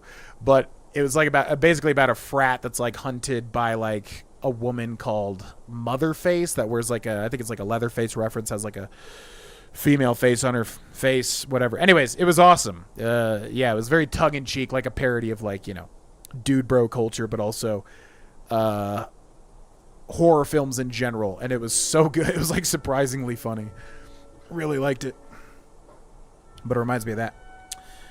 I love Souls as well. Yep, big Souls fan. I'm actually doing guides right now for kind of like a Souls. It's like I said, it's like Hollow Knight, but it's got boss fights and all that, but yeah, it's called, was it 9 Souls, which just released on Game Pass. Looks pretty fun, actually.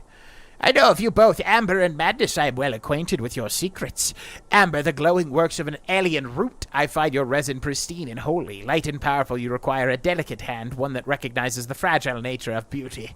Madness, I know you to be flexible breed, one congealed from the tattered minds of dead heroes. Unlike Amber, I would bend and bow you like a sinew.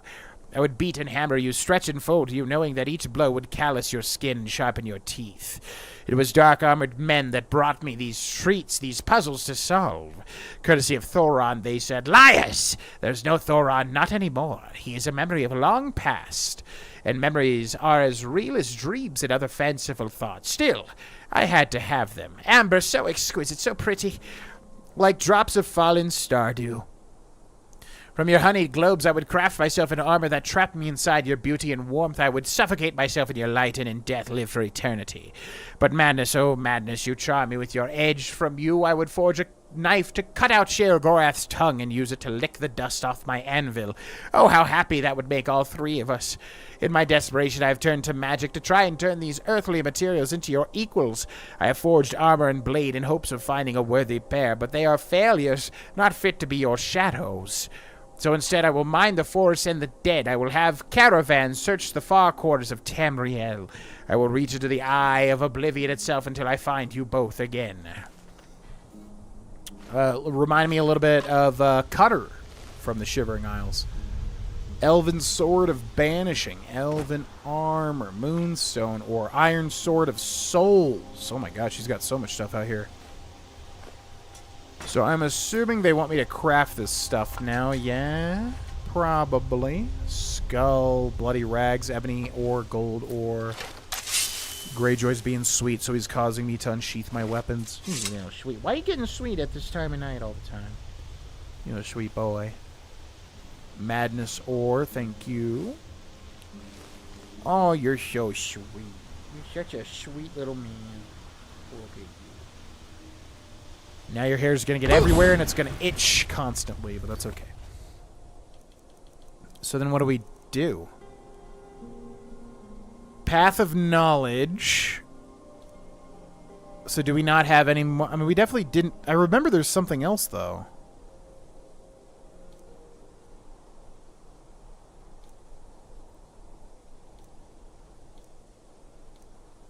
There has to be something else here.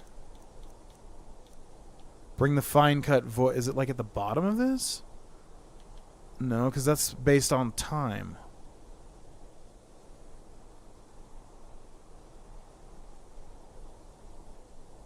We definitely did not do everything here, but we also have no objectives, which is really confusing to me. Okay, let's see if we can smith some stuff to start, I suppose.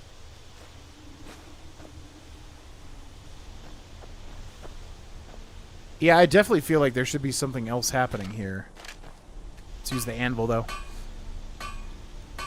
Da ta ta ta ta ta ta. I mean, actually, yeah, I'm not even going to be able to make it because I don't have, what is it, ebony or whatever. Why do I feel like it's not telling me a quest to do? I might have to check this. Alright, I'm going to save the game, and then I'm going to take a quick bathroom break, and I will be back. Thank you for watching, everybody, and thank you very much for the birthday wishes. I appreciate it.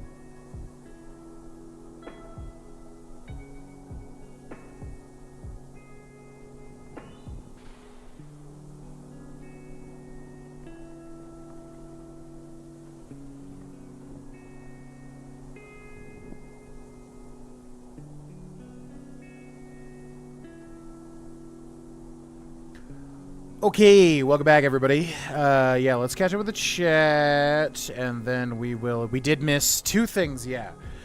But I don't know. I'm assuming we just have to wait for one of them to trigger, maybe. Because I don't know how else that's supposed to happen. Do do do do do. Do do do do do do do do. DS1 playthrough was a huge for me. One of the main reasons that got me into Souls.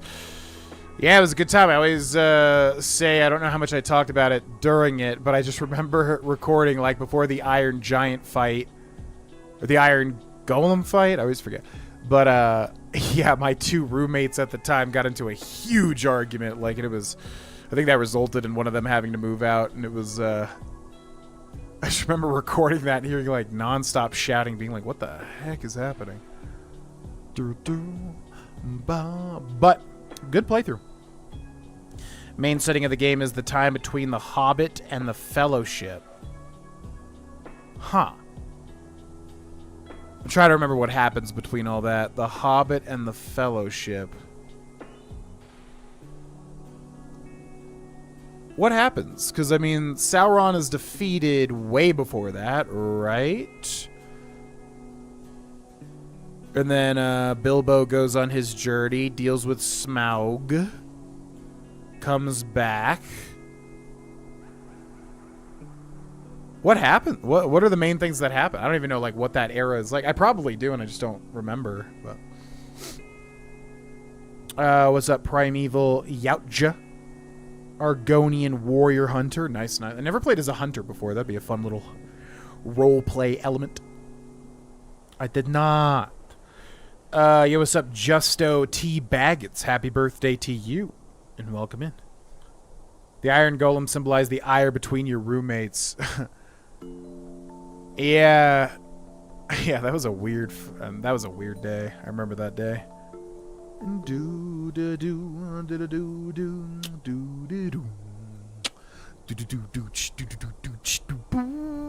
Okay, so other than that, yeah, the only thing that we didn't get, I was right. There is a manic elytra note, just like the demented elytra note. But I don't remember where it was. Like here, right? Wasn't it like over here? Because, yeah, it was in that first can. It doesn't really matter, but I just want all the unique things. Absolutely, Justo. Blah, blah, blah, blah. Season 2 of Rings of Power was pretty damn good. I heard it was a step in the right direction. I still haven't seen the first season, but... yeah, I heard it was definitely an improvement. Because I know there was a good amount of people that were not a big fan of the first season. I might give it a shot one day. Just something about it just doesn't pull me in, personally. Blah, blah, blah. Blah, blah, blah, blah, blah, blah, blah. Steam Deck fan. I've actually never had a Steam Deck. I have wanted one at times. But, yeah, I mean, I'm sure I would love it. Anything from Valve usually is gold, right? And obviously, it offers people the ability to play everything on the go. I like my Switch. I know it's, like, not the cool version of the Steam Deck, but I do like my Switch quite a lot. But, yeah, I'm sure I would love a Steam Deck, too. But I've never had one. Ba-ba-ba. Where the heck was this camp at? Is there any way to figure this out? Saints and Seducers camp on map.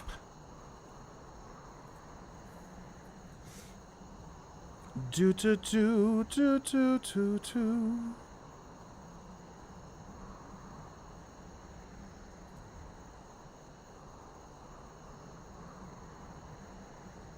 Okay, I think I found where this is.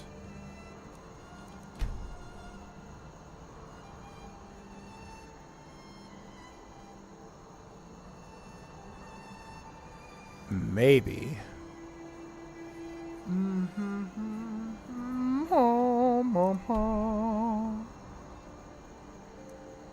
What? Oh, did I go to the wrong...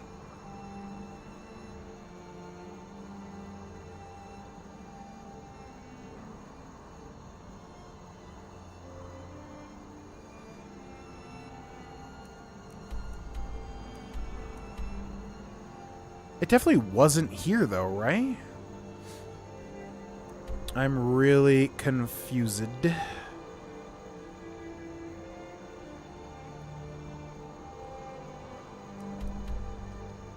But let's go check. Ba-boo, ba-doo, da-doo, da-doo.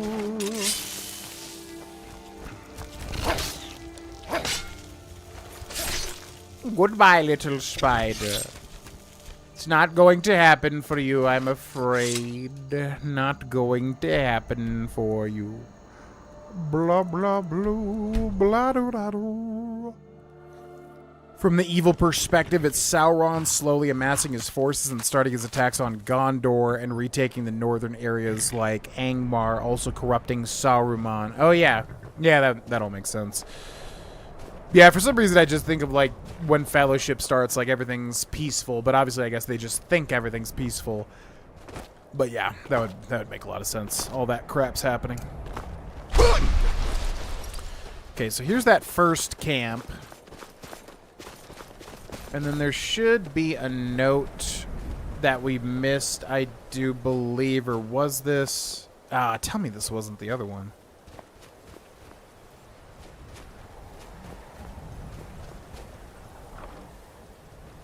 Oh, this is the Dark Seducer. Yeah, we have to find the other one. Okay, where's this other one at?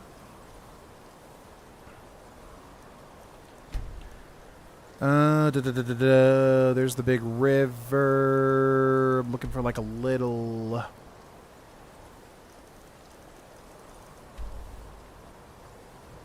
Where is this at? Okay, southwest of Whiterun, so it's over here.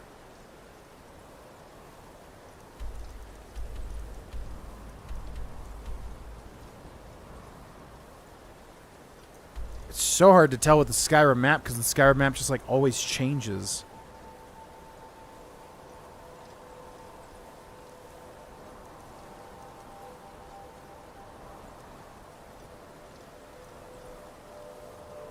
Okay, I think it's here. It's legitimately like so hard to tell what this is. Yeah, I think it's there. Yeah, I do remember doing that way back at the beginning. Whoa, whoa. Hold on. Okay.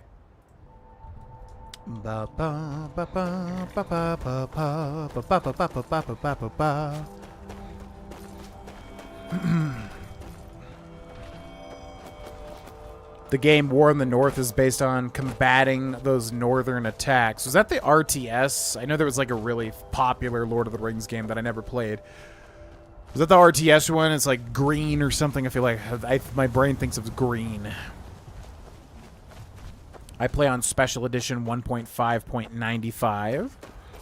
Oh, so you're not even on Anniversary Edition? Okay, where the heck was this camp at?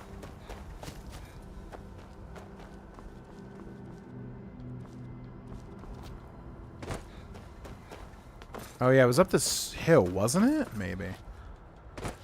Just peaceful from a Hobbit perspective, but it was starting back during the events of the Hobbit with Sauron hiding as the Necromancer in Dol Guldur. But that was added for the movies, wasn't it? Am I misremembering that? Yes. Yeah, the Necromancer, because they want to tie in the Hobbit films to like the mainline film series, which they always try to do with that sort of thing.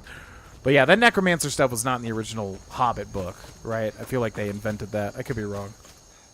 Okay, so here there should be a note that we missed, as far as I understand.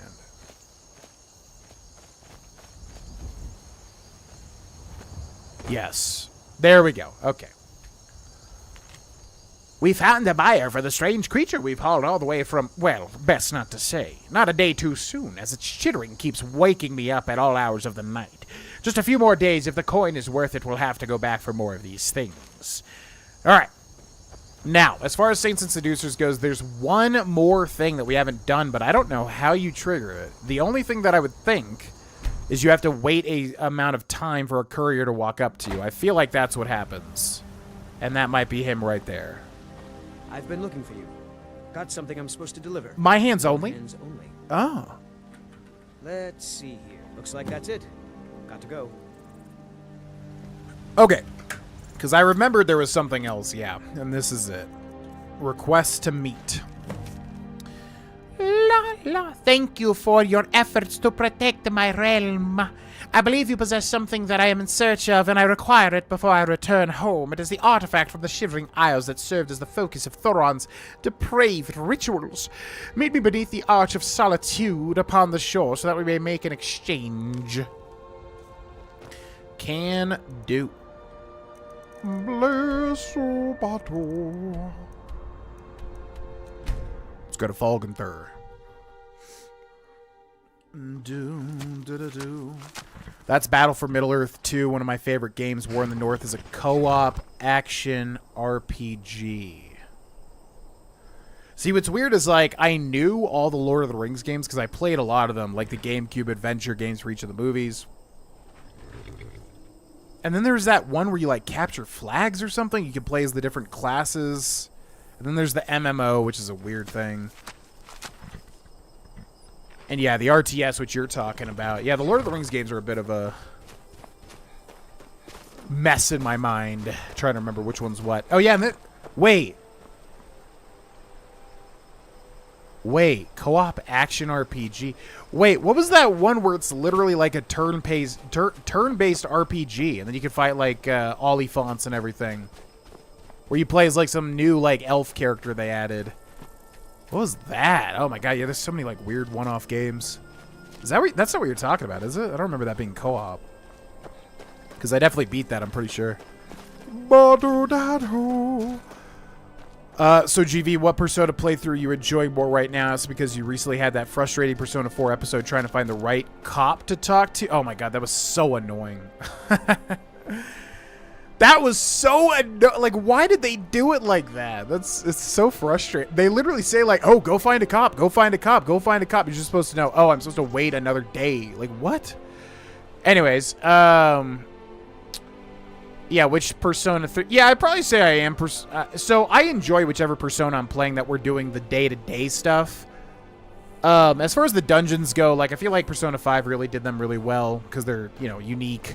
I think Tartarus and Persona 3 Reload is really well done as well, but it's more grindy. And Persona 4's dungeons are not fun for me. They're fun in terms of, like, the Pokemon-style combat or whatever, but they're very samey. That is definitely my least favorite aspect of Persona 4 is the dungeons. So which am I enjoying now? Definitely Persona 3. But which am I enjoying, like, more in general? I mean, I love them. Yeah, I love them both for different reasons. You know, and 5 for that matter. I would still say 5's probably going to be my favorite overall. Stada! You must be the one who sent that note. Indeed. Indeed. I believe I have what you're looking for. Give Sheogorath-shaped amber? Oh, is that what we grabbed from Thoron? I didn't even realize that. Oh, I think this is a joke. I think this is a joke answer. I believe I have what you're looking for, the sword of Jigalag. I suppose thanks are in order. And then she gives us Stada's helmet. I suppose this is goodbye. It would seem so. Okay, goodbye, random woman. Bye-bye. Blah, blah, blah, blah, blah, da da da da da da da. Blah, blah, blah, blah. Alright, and then one final journal to rule them all. What's up, Thubton Rinchin? What's up, Back559? Welcome in. Passively mentioned in the Hobbit book wasn't part of the main story. They added in the movie to pad out the short book. Yep. That Capture the Flag one is Conquest. Attempt to be like, yeah, Star Wars Battlefront. Yeah. What? Okay, what's the RPG one I'm talking about? Do you know what I'm talking about? There's a Lord of the Rings turn-based RPG game. I think it was on like the 360 or maybe even the original Xbox. But it's like, I think they invented a new elf character, maybe. You play as like a female elf, I think. And then it's like turn-based, like Final Fantasy. And then you like... What am I talking about? That's a thing, right? Finally, the laggard has conducted the experiments I requested weeks ago. Thankfully, my investment has paid dividends. The scrolls should prove useful to the saints and seducers should they ever get in over their heads with the caravan guards. I begin to wonder what would happen if my prize Sheogorath-shaped amber were used in the place of... No, it's too risky. Thoron. Thoron, using the amber and madness ore you provided in your last delivery, I've conducted the experiments you requested. I must say the results were quite extraordinary. Listen to the successful attempts using these materials with the Atronak Forge. Let us speak again soon. If you could provide more of these materials, I sense a handsomely profitable partnership in our future. Enthier. Summon Golden Saint, Amber plus Emerald. Summon Dark Seducer, Madness plus Garnet. Warning, very dangerous. Scroll of Conjure Golden Saint, Amber, roll of paper, charcoal. Scroll of Conjure Dark Seducer, Madness, roll of paper, charcoal. Spell Tome, Conjure Golden Saint, Amber, Ruin Book, Bliss Bug, Thorax, Saber Cat, Pelt. Spell Tome, Conjure Dark Seducer, Madness, Ruin Book, Screaming Maw, Wolf, Belt. Okay, so that just lets us make a whole bunch of the same stuff that we can already do with the conjuration and all that. And I think that is it. That is it for Saints and Seducers. So it's alright. I mean, honestly, it's kind of weird because I feel like some of the other Anniversary Edition content is done much better than this. And I remembered thinking like, oh my god, I can't wait. But that's probably mainly because I just love the Shivering Isles so much. But honestly, going back and replaying this, I mean, it's just a lot of going to bandit camps and killing bandit camps. And then, I mean, the final, like, you know, Shivering Isles dungeon is really cool. Thoron's kind of funny with the Ring of Disrobing, but I don't know. I think there's much better Anniversary Edition content than Saints and Seducers, personally. It is cool having a little love letter to Shivering Isles, though, which I love to death. You know. Ba-do-da-do-da-do. Persona 4 Golden, it's so intriguing. Yeah, I love the story. I love everything outside of the dungeons. I mean, I love the combat. But the dungeons are just so, like... Because it was on, like, the Vita or whatever, right? So just the graphics and everything, they're just, you know... I don't know. Very samey kind of tunnels going back and forth. That's the only thing I don't like about Persona 4. Everything else I love to death about it. But, yeah. Good games all around. 4 is my favorite, but I totally get the dungeon hate. I don't hate it. I just think that Persona 3 Reload's Tartarus and Persona 5's dungeons are way better. You know what I mean? So coming from Persona 5 to 4 is like a big step down, which is just the order that I played it. So yeah, it's not that I hate it, it's just that, you know, it's a little hard to appreciate. But I love the character. I'm wondering, I don't know, I love the cast of all Persona games I've played. It's hard for me to say like I love one more than the other, because everybody always says the Persona 4 cast is like the GOAT, which I can totally see why, but I don't know. I feel like I like all 3 different squads that I've played for different reasons, you know? Ooh, the Heart of Order. Oh, I don't want to use that. No. No, no, no. Blah, blah, blah, blah, blah, blah. See, it's lagging again. Blah, do, da, do, ba, do. Okay, what are we dropping off? Gadnor's Staff of Charm. I didn't even realize this was unique. What the heck? I would love to use Nerve Shatter, but we're literally going to get destroyed if we try to use that, unfortunately. And then did we get anything? Yeah, this is unique, apparently. Ba, ba, ba, ba. This one's interesting. Ring of Disrobing. So this just makes you naked, right? So this is what we look like first. Some sort of weird health effect going on. And now if we put on the Ring of Disrobing...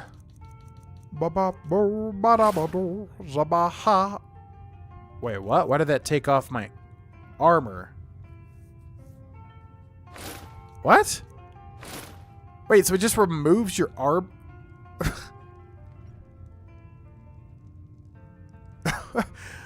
Wait a second. They made a Ring of Disrobing that has an effect, but yet the effect is to literally unequip your armor.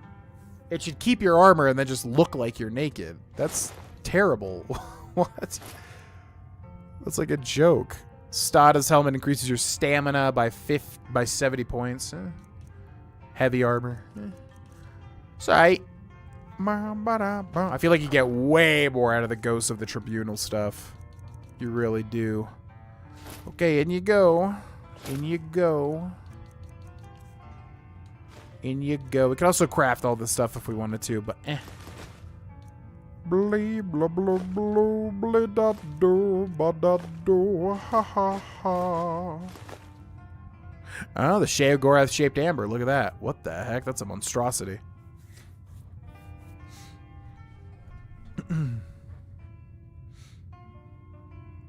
Lord of the Rings, The Two Towers for Game Boy Advance? I don't think I played any... Oh my god, I actually think I did. Oh man, I have a vague memory of playing Lord of the Rings games on the Game Boy. Was there like a Watcher cutscene? I guess that would have been Fellowship though, right? I explicitly remember like fighting the Watcher before they entered the Mines of Moria like on Game Boy. I could be totally wrong, but I feel like that's a memory. Stada's in Oblivion, Morrowind, and Elder Scrolls Online 2? Wait, where do you talk to her in Oblivion? If you say no to Stada, you can kill her and use the Atronach Forge to craft a spell tome to be able to summon her at any time. What? Why would they do it that way? So if you'd agree to her, you just lose out on like one of the best things in the thing. But you would never know to do that unless you just want to kill her. The Third Age, it's probably that. That sounds similar. Enderal possibly on the... Yeah, Enderal was definitely on the list. I mean, if we're going to do like another big game, it probably would either be Baldur's Gate 3 or Enderal, honestly. I would love to do either of those. Probably more Baldur's Gate 3 just because it's a real game. I mean, Enderal's a real game. It's got its own thing in Steam, I think. But yeah, I'd have to pick between one of the two, most likely. Persona 4 easily has the best group out of 3, 4, and 5. That's what I've heard a lot of people say that. I've heard a lot of people say that, yeah, I mean, everybody loves the Persona 4 group. But if I'm really asking myself, does that apply for me? I think, yeah, I would say they're definitely better than Persona 5, for sure. Even though I love Persona 5's group, I would have to say Persona 4's is, you know, it's got a stronger dynamic. Persona 3, though, I really like, but yeah... If gun to my head, Persona 3 reference, haha. If I had to choose, yeah, I'd probably put Persona 4's group, then Persona... Yeah, Persona 5, then Persona 3. But everything's skewed from, yeah, Reload, because I have not played the original Persona 3, obviously. Alright, well, ladies and gentlemen, that literally just leaves getting to level 46. Which I don't know what happens. That would probably be best saved for last. And also buying stabs from Neloth, which, you know, whatever. I mean, who even cares? But I would like to do it to say that I've done everything. So I guess we'll go head over to Neloth once again.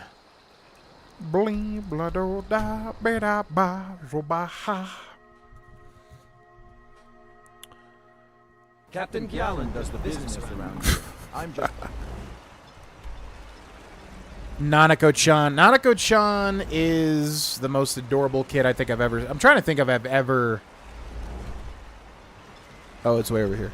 I'm trying to think if there's any kid in a video game that's more adorable than Nanako-chan. Probably not. She is very pure in soul. Huh? Persona 4, you get adopted by her dad. He's like, yeah, the detective's daughter. Nanako-chan! Need that ring for real life just to take your shirt off? That would be what the ring would accomplish. You'd put the ring on and then your shirt would like be removed. Which you could do yourself at the same time. Whoa! That was sick! Oh, can you like do that? I don't think I've ever... Because we activated the stealth perk by going invisible and then we immediately did a stealth kill. I'm sure you could like do that if you wanted to. But I don't think I've ever put significant effort into doing that.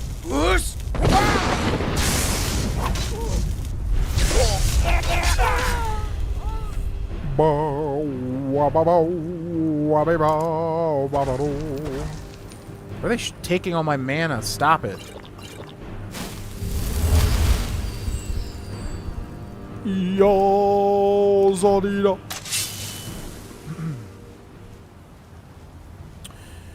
Yeah, I think it was, yeah, the Third Age. That sounds right. I think that's what y'all are. I think that's what, yeah, I specifically remember fighting on, what is it?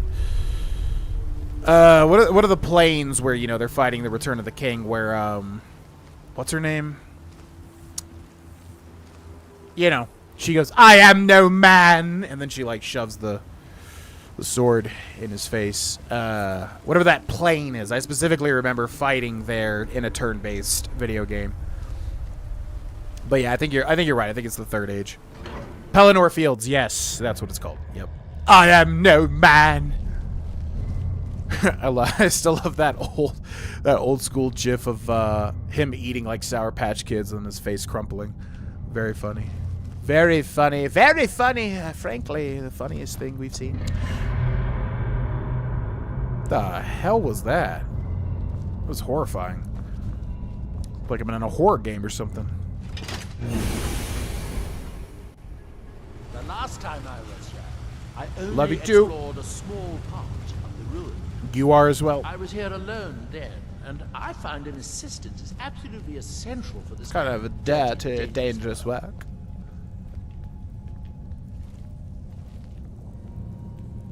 Heya. Heya's a fantastic cat name.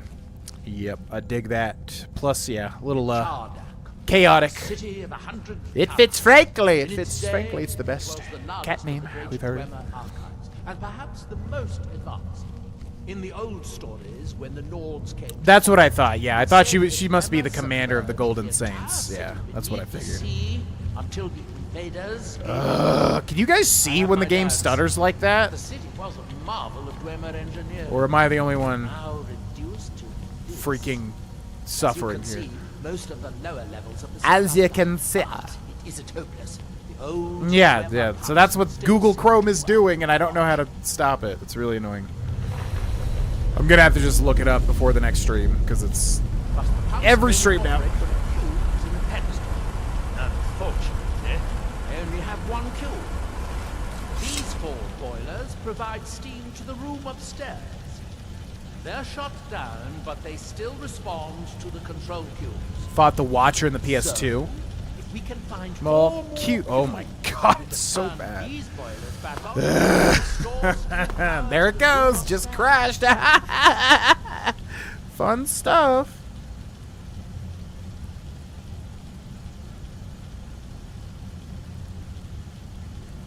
Ugh. But at least it fixes the problem temporarily. Open the book's protected case. Bring that cube. We'll need it. Bring the cube. Witcher 1 enjoyer? It was a little too bland for me. I think if you played it at the time when it came out, it could have been fun, but honestly, Witcher 1 was... It was a bit of a slog. And I come from The Witcher 3, which is a masterpiece, you know, so... A little more tricky. Perhaps to try to control the flooding before the city was abandoned. Interesting. That would suggest... Okay, bye. I'm just gonna go do the thing now. Okay, bye-bye. Cataclysm of Red Mountain. The cataclysm. The cataclysm. Hope it's Battle for Middle-earth 3. Yeah, is there like any main like Lord of the Rings game that's really... Well, I guess Shadow of Mordor and... Yeah, Shadow of War. Those are pretty popular. Okay, now what? I hope the rest of the cubes are this easy to find. Although knowing that Dwemer, I'd rather done it. Okay, I guess we take it, right? You have 2 cubes. 2 cubes! What's up, Bowie? It is indeed. Yo, thank you.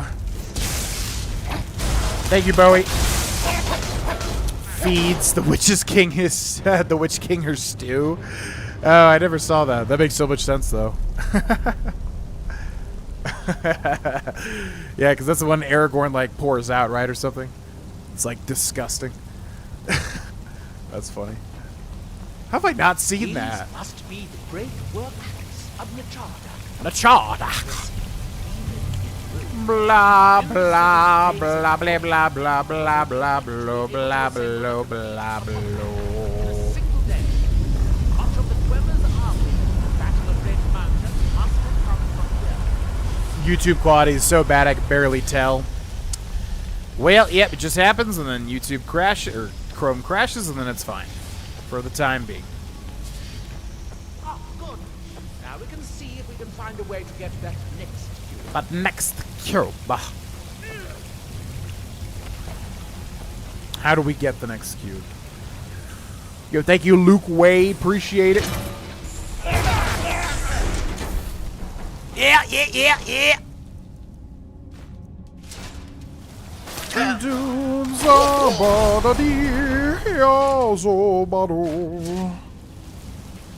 How do we get to the next cube? 'Cause there's like a receptacle there. Aren't the red ones different? You lack the required item, Potter. Do I need him to place it? What does he do? Do you place the cube? Or do I just need to go get a cube back? Because we need to get through that door there, but there's no feasible way unless we use whirlwind sprint. Or unless we're supposed to go this way. What's back here? Severus Snape impression. It's okay. I can't. He's a little tough. Sometimes it's one of those impressions where like I can do some of it, but not all of it, depending on what the phrase is. You know, it's trickier. Is it installed on an HDD? It's nothing to do. No, it's installed on an SSD. Cool. It's installed. It has nothing to do with Skyrim, I don't think. It's literally just the fact that like Google Chrome is crashing and slowly builds up how much memory it's taking, whatever, until it crashes and then resets and then slowly builds up. I don't think it has anything to do with the game. And it's specifically when I stream, so. Yeah.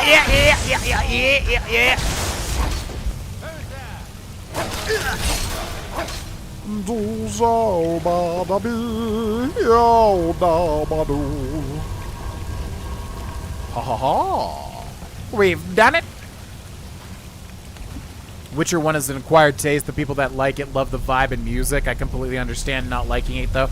Yeah, no, exactly. I mean, that's exactly what it is. Like, I 100% understand why people like The Witcher 1. It's got a very weird kind of feel to it. I remember we had somebody that like really liked it and was very helpful in that playthrough that we did of it. We got near the end. I don't think we ever finished it. But for me, you know, it ties back to like going back to an older game that's a little frustrating at points to deal with. It was a weird game. It was a very unique game in terms of the combat and everything. And I liked the story, but it was definitely, it was very cheesy. So if you like that sort of like janky, cheesy, kind of older game with like a unique vibe, yeah. I could totally see people enjoying it. For me, it was a little bland. But, yeah, I get why people like it, though, at the same time. Because it does have a lot of quirk to it. It's a very quirky game.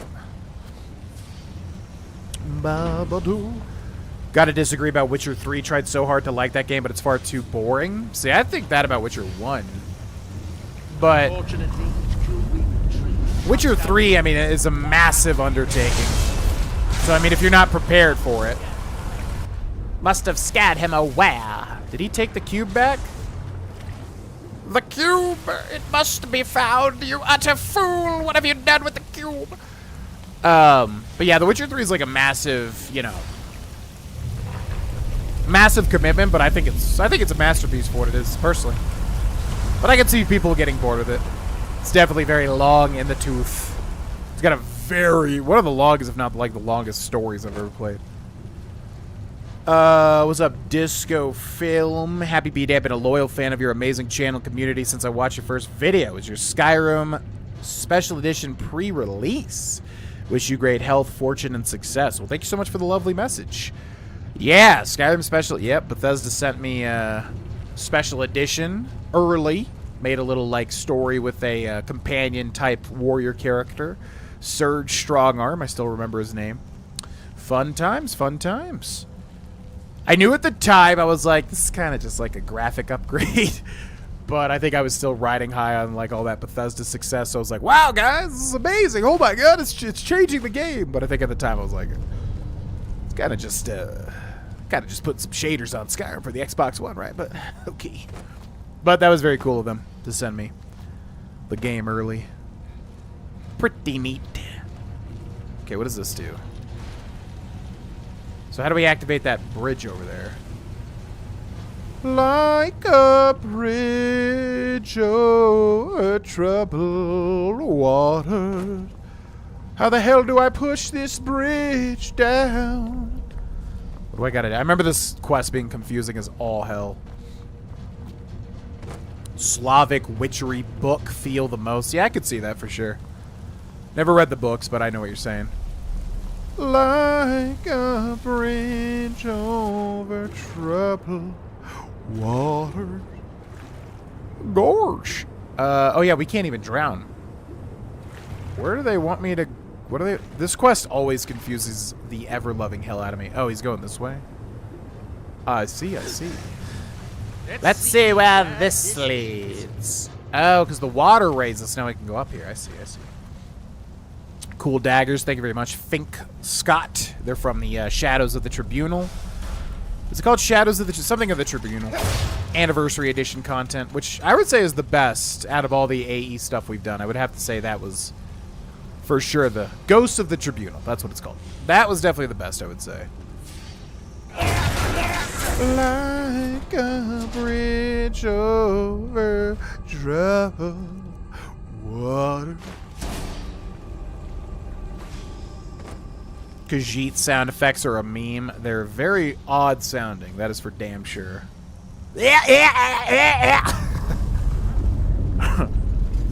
Yo, what's up, James Jones? Thank you very much. Thank you all for the birthday wishes. I appreciate it. 32 years old, man. Got 8 years of my 30s left. I'm gonna get real weird with it. No, ideally that's prime time for a family. We're both very excited to start a family. It's definitely number one. The number one drive right now is being very successful again so that I can make a very nice living for my family. The number two drive is starting a family. That's where I'm at. So I'm excited for the future. Who knows what the future holds? Like a bridge. Thank you, back. New Pokemon. Oh, yeah, I keep forgetting Soul Silver went up today. Yeah, that's been a fun playthrough. I love Gen 2 so much. And I love that Gen 2 got kind of, reworked to be much better. Yo, thank you, Double D. Appreciate it. Chrome is a ram hog. But it's only this. Like I said, it's only when I stream is it a problem. Otherwise, I could be doing a million things and it's fine. It's when I'm streaming specifically that it just, ruins it for whatever reason. Did you reach 45? That's the last major AE. I think it's 46, and we're currently 41. So we're trying to get the Neloth staffs, and then we have to get to level 46 to do the last final thing, which I don't know anything about it. But, yeah, we're probably going to have to do some level grinding, because I don't know how to... I don't think we're going to be able to get to 46 before that happens. Well, we're definitely not.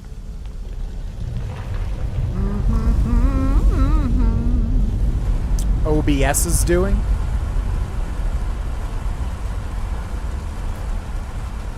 Yeah, I don't know.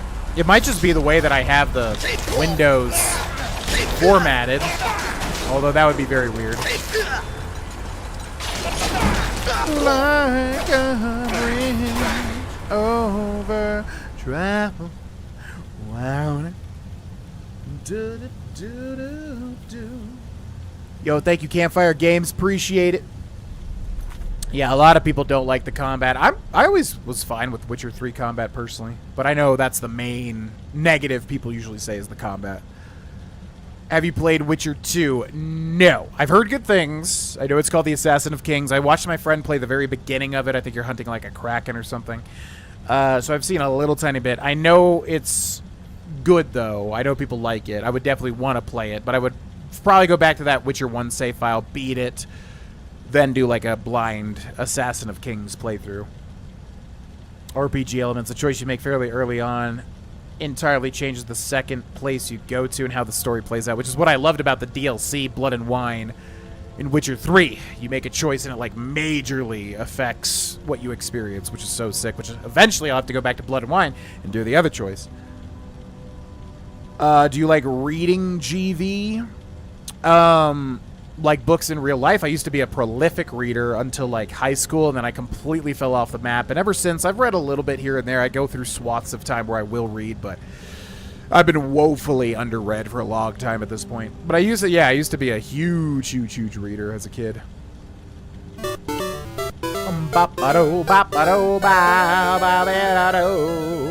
Yo, Jay. He's a bit of a dandy. He's a bit of a dandy. Thanks so much for the $5, Jay. Very much appreciated. Thank you again, Vincent, for the earlier stuff as well. Thank you, Jay. He's a bit of a... What is that full line? He's a bit of a dandy. He's a bit of a dandy. It's such a weird take. Thank you very much for the donation, my friend. Thank you, thank you. Yeah, the Ghost of the Tribunal was definitely, I would say, the best done Anniversary Edition content, personally. But I also love Borwin, so, you know. Neloth is great, and I love his voice actor. Did you always want kids, or is it something you grew to want? I always knew I would want to be a dad, especially as I would get older, for sure. But I was always with partners that did not want kids, flat out. So at the time, I was like, well, okay, if I'm in this relationship for the long haul, you know, I'm kind of on the fence, so I guess I could, you know, in retrospect, I was definitely making a sacrifice. But then, you know, obviously I met Cindy, and yeah, we both want kids, so it's a no-brainer. I mean, at this point, I for sure want kids. I think I always knew deep down I eventually would have kids no matter what. It just would be something that would have to grow in size in terms of personal want. Yo, Desu, thank you for the $10. Thanks for all the laughs, great content, and entertainment over the years. Love you, man. Thank you, man. And thank you for all the fantastic interactions we've had. You know, I mean, you know, you're somebody I really, really appreciate in the community, obviously. And, yeah, to that, I just want to say, like, as I've said many times, I know we've been in a rocky spot, especially at the start of this year. It was horrendous, probably, like I said, the dark ages. I just want y'all to know, like, I'm genuinely doing everything that I can to, like, put everything back in line. There's like a game where like you kind of mend something, but yeah, I'm doing everything that I can. Like I'm really wanting to like fire on all cylinders again. And I know that it just takes a lot of patience and time, which I am not good at. I am not a patient person. And in the past I've definitely been trained to like, I know that I can do this thing, so I'm just going to do it, and it's done, and there it is. And that's not happening now, where it's like, I know that I know it's going to be done, so I'm going to do it. Now it's going to take more effort and time because of a lot of the stuff at the start of the year, just, you know, phoning in my content, whatever, blah, blah, blah. But anyways, my point is, I want to get back to what Desu just described in that message. Really bad. And I know I can do it, and I've got the fire and the drive within me. I really do. But I'm also struggling with being patient enough to put in the time, put in the effort, and then have things grow organically again. It's something I've been struggling with a lot, but it's also just a, you know, part of the game. I've been watching a lot of Shark Tank, ironically, and they talk about all these entrepreneurs, right? All these entrepreneurs come on, and like a lot of them give up, or a lot of them you can tell are giving up, or a lot of them like need this, they need the deal. And like Mark Cuban and everybody else, they're always like, you know, you have to have the entrepreneur spirit. You cannot give up under any circumstances. And all that type of crap really rang true with me, where it's like, I won't. I've got it in. Like, I will not. I will like fight to like the bitter end. I'll do it. So I want to say thank you for all the happy birthday wishes, and I want to say thank you for that donation. And I want to say, yeah, that's ultimately my goal. It's just to, you know, have a machine where we're producing just things that are making people feel good constantly and consistently, with my personality always juxtaposes against, because I'm somebody that really, I'm just hungry, man. It's just like I really, I have the drive and the passion to succeed. So when that isn't always firing on all cylinders, it really, you know, makes me sometimes disillusioned, whatever. So, not to give a whole speech, but just to say thank you, Desu. Thank you, everybody, for the happy birthday wishes. It's a very meaningful time for me right now, because obviously my birthday's here, and then also, you know, this ever since I kicked things into high gear, I've really been trying to put in like everything that I've got into, start firing on all cylinders again. So glad to see it resonating with certain people. I just have to focus on patience. Patience is the challenge. Patience is the challenge for me at this point in time. But thank you very much, Jay. Thank you very much, Desu, for the donations and the well wishes. Cheers to being in the 30s. Just turned 35 earlier this month. Yeah, like I said, I resisted for a very long time, but now I'm very much excited, you know. For a long time, I was like, once I get in my 30s, that's it. That's the beginning of the end. But I'm excited for this next decade.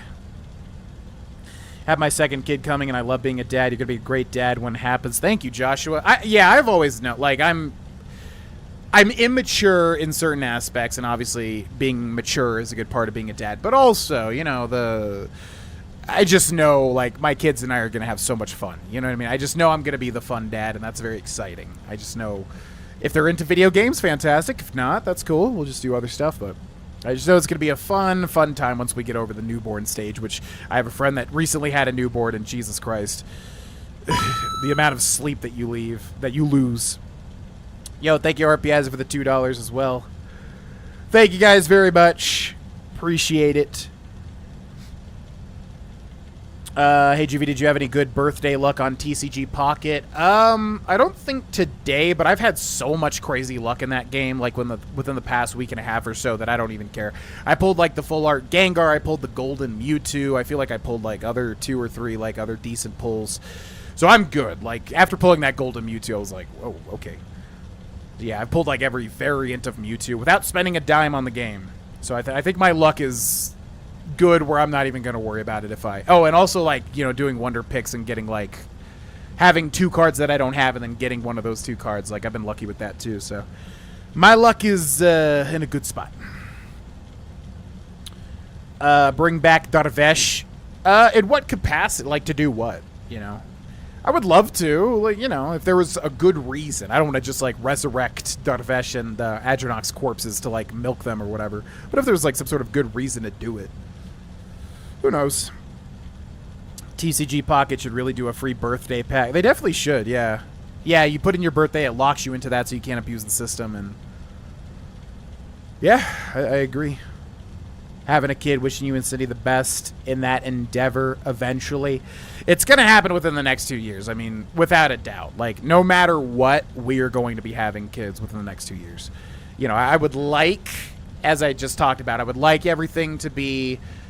I just want to make sure, like, we're set for the future in a good way, you know, which I have the drive, I have the passion, but sometimes that's not enough, as I said. So that's what I'm working on, but there is a backup plan that if I take that backup plan, we'll still do it, and then, you know, everything will be fine, but I would like it to go with plan A, so I'm still trying to just see how that goes, basically. But thank you, RPAza. Also, GV, some Pokemon games will give you birthday sub at the Poke Center if your DS's date and your birthday is set. Oh, yeah, that's right. I forgot about that. Yeah, that's a thing, isn't it? I'll have to look and see if that... Oh, shoot, yeah, I'll have to look and see if that's a thing for Soul Silver. Oh, my God. Yeah, Owen and the... Yep, Owen. Yeah. Yeah, but I don't remember the full quote. He's talking about it like a Breton or something. He fights like a bit of a dandy or something like that. What would you do, GV? I have 360 hourglasses. Would you open up 3 10-packs of 1 pack or 1 10 pull for each pack? That's what I'm leaning to. I would do the 10 packs. I feel like when you have a bulk amount, you end up getting something better than just the specific. Plus, I'm just too impatient. Like, I would just want to crack through them quicker, you know, than going through one by one. Yeah, I would do the big packs. I don't think it's ultimately going to matter. Your luck is going to be your luck, right? So for me, it would just be the time. Thanks for watching, Jay. Thank you, Spirit. Thank you very much. I think it's pretty obvious you've been busting your ass making all this content for us. Doesn't go unappreciated from me and a lot of us by any means. Yeah, I appreciate it. I mean, I just know there's obviously still things I really need to improve. And I'm not the easiest person to, like, work with and be a part of their community. I know that for a fact. So I'm starkly aware of my faults, the things that I need to improve on. And I'm constantly, like, trying to combat them. But, yeah, I appreciate it. Thank you, James. Thank you, Dank Wank.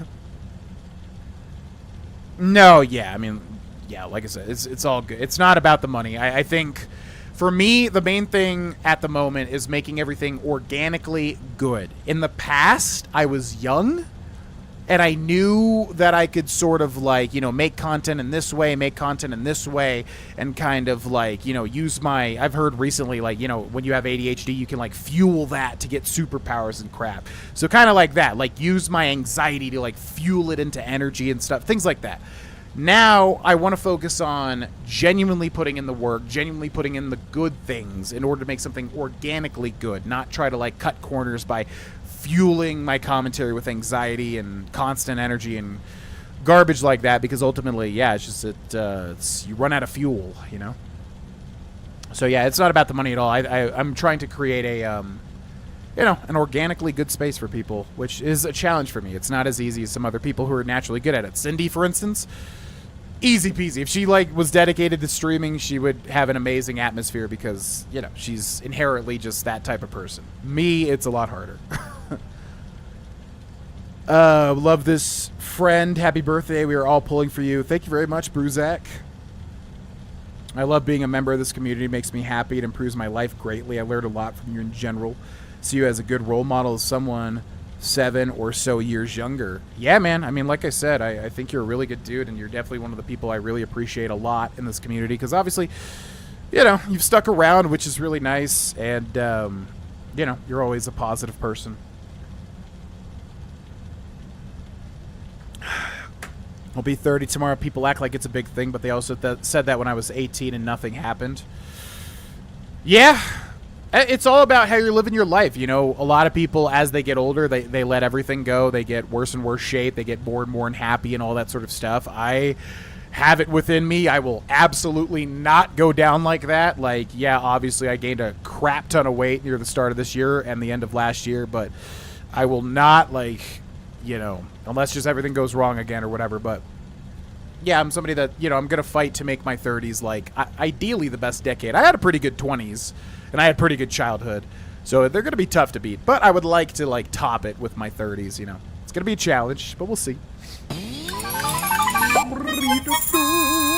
Yo. One of my fav streams. Thank you very much. I appreciate it, y'all. I mean, seriously, I don't know. I don't want to be a broken record. I've had that challenge in the past where I've been a broken record and I repeat the same crap. Platitudes, which I hate, and I'm disgusted with myself when I hear myself eschewing platitudes, which mean nothing. I hate it. You know, sometimes I think, especially like a year ago, you know, we delude ourselves in certain ways and we want to say how things we want them to be, but in reality they're this and blah, blah, blah. So all that. I don't want to be a broken record, but I just want to, yeah, I want to thank you all very much for being here and also for the happy birthday wishes. And thank you, Crash, for that donation as well. And thank you guys very much. Yeah, I'm really, regardless of what you think about me, I know some people flat out hate me. I know some people flat out love me. I know there's a lot of people in the middle somewhere. Regardless, I am really putting in effort. Just trust me on that. Personally, to better myself, but also in the content. But anyways, I appreciate y'all, is what I'm ultimately trying to say. Thank you. And thank you very much, Crash.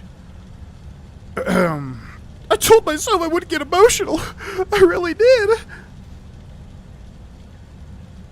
Being a dad was one of the best things that ever happened to me, even though it's hard. I have no doubt you and Cindy will both be awesome. Oh, there's not a doubt. Yeah, I mean, if Plan A works out, and, you know, everything goes to plan, and, you know, we're all good for the future and everything.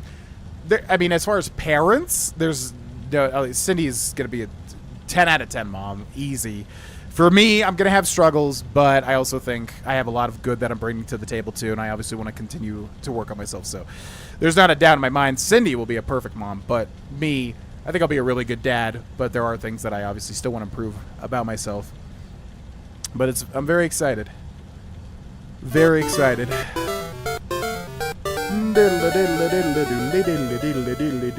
Yo, Crash with another $5 donation. Thank you very much, Crash.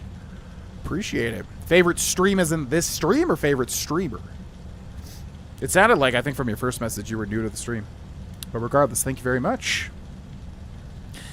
No baby announcement, no. But it will happen within the... I mean, baby announces we're going to have kids within the next 2 years, without a doubt. That's going to happen no matter what, but... just depends on certain elements. And what up to your 6-year-old? What up, 6-year-old? I've yet to pull a crown rare yet. Yeah, I think I got lucky because I got the golden Charizard and Mewtwo. So I think I've been pretty lucky without spending money. What's up, Keenigan Redbane? Hello, hello. Adronach takes on Enderal.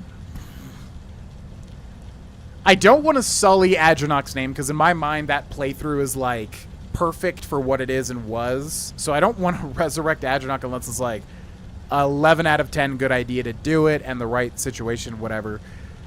I mean, that would be interesting. Can you make... I forget how they do the elves in that.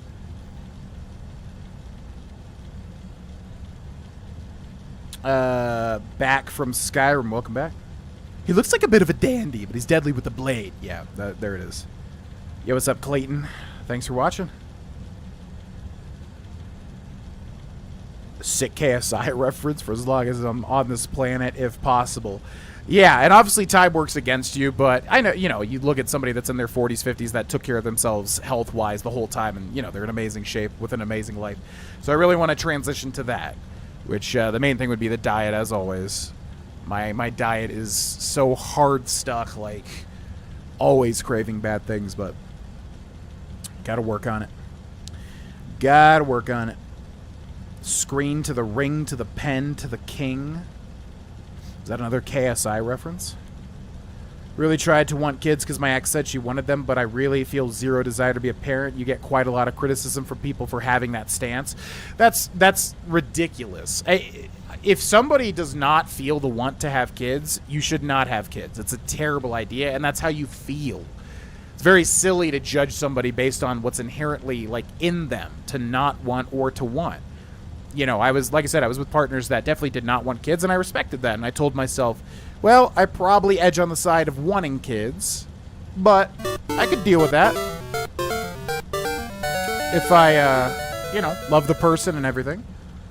Yo, Crash with another $5. Crash just not crashing. And stop it. Thank you very much, Crash. Very much appreciate it. Thank you. But, yeah, no, to judge somebody for not wanting kids. If you don't want kids, you should not have kids. That's just how it is. You have to want it, obviously. So to judge somebody for that natural affinity is silly. Of course. You'll be a great dad, GV. You recognize your issues in the channel and with your health, and you did something about it. That's huge respect. Thank you. I mean, I'll give myself this. Like I've always said, I am very tenacious. Sometimes I have to be woken up out of, like, my moods and shit, like, eating terribly and gaining 200 pounds, whatever. Sometimes I have to be woken up and snapped out of that, but, yeah, once I'm on the mend, I mean, I'm very, very, very tenacious. I really do not give in. It's not in my genetic code. So, I'm sure tons of people have counted me out at different points in regards to so many different things, but I would definitely say I'm not somebody to be counted out. Yo, thank you, Craig. Appreciate it. Just discovered my videos yesterday. Man, you're brand new. Well, thank you very much. Where's my crown? That's my bling. Is this like all KSI references? I haven't heard that song. Bugs me when the older women at my work blame their age for things they can't do when they're all overweight, heavy smokers. Yeah, a lot of people, and I'm not one to talk. I mean, I've gained and lost, like I said, hundreds and hundreds of pounds at this point.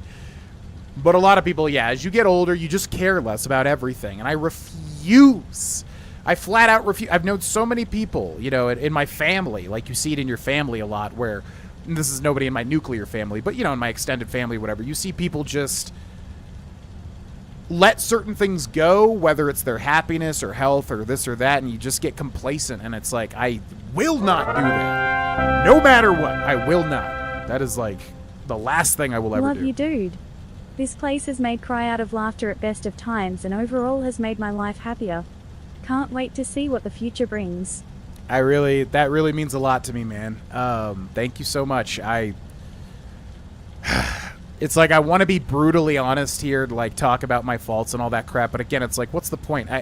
You have to move on after a certain point. Everybody makes mistakes, and I just want to focus on the positives. So I'm not gonna even go there. I've talked incessantly about the things that I've done wrong, but I'm really trying to focus on moving forward and doing things right again. And that really, really means a lot, man, because that's exactly what I'm striving for. So thank you very much for that donation. Thank you very much for those words. And thank you very much, everybody, for everything tonight. It's been great. I don't want to get... We're going to compose, because I'm a 32-year-old man now. We're going to compose, because it ain't that serious. I'm playing video games at the end of the day. But, yeah, I really appreciate it, y'all. Seriously, more so than you know. And I think I was going to play more Skyrim, but I think we'll end here just because I do want to spend some time with Cindy tonight. Yeah, this is a pretty high note. It's going to be kind of weird to go back into a game at this point, but yeah, we're close to finishing. We just got to do Nelos thing, and then we got to grind. I might grind off camera. Got to get up to level 46, and then something happens, and that sounds like it'll be a really good end for this playthrough. So excited to see what the heck that is. I have no idea. I just know you got to get to 46. And thank you very much, Dankawank, and thank you, Crash. And thank you, Arpiazza, and thank you, Desu, and thank you, Jay, and thank you, Vincent. Very much appreciated. Struggling with patience, a kid will teach you quick. Yeah, I mean, I know, like, we're going to be naturals at it. I just know it, like, especially Cindy. But for me, the only thing I'm dreading at all, obviously any, like, health issues, which, you know, of course, knock on wood. But the only thing that I'm dreading is the beginning, the newborn stage. Obviously, I always knew it was going to be rough. But, yeah, I have a friend that, you know, his wife just gave birth, and... man, I do not operate well without sleep. And the amount of sleep that he told me that he's like, it gets better. You get up to like 4 hours a night. And I'm like, oh God, that's going to be horrible. But you got to do it. You just got to do it. Strength your whole life. You can see 100-year-old bodybuilders as examples. Yeah, for sure. I mean, that's what I want to do in my 30s is really, create the better health habits, which will then obviously rub off on my kids as well, which will be great. But also, yeah, I want to get into my 30s and 40s where I'm feeling, yeah, I'm older, but I'm in great shape. I really, really want that. Thank you, Spirit. I love you too. Yeah, I know we're human. I know we make mistakes, but I feel like I've made big mistakes, and I recognize that, and I understand that. In certain ways that I've interacted with people in, you know, starting and stopping series, blah, blah, blah. Again, I don't want to focus on that crap. Whatever. Who cares? At a certain point, you got to move on. But I just want to recognize, like, I know I've made significant mistakes. But I also have the drive and the passion to move forward positively, you know? And that's the goal. Listen to the KSI song. Absolutely. Get a content claimed and then KSI money. For sure.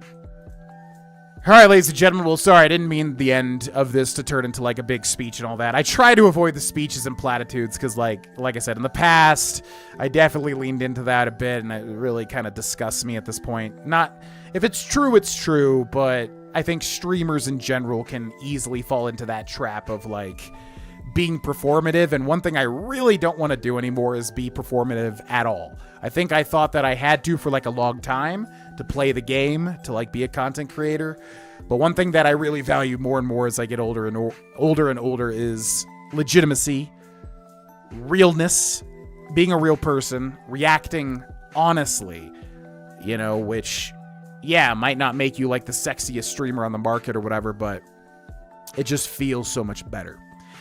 So, I didn't mean to turn this into a whole speech, blah, blah, blah sort of thing.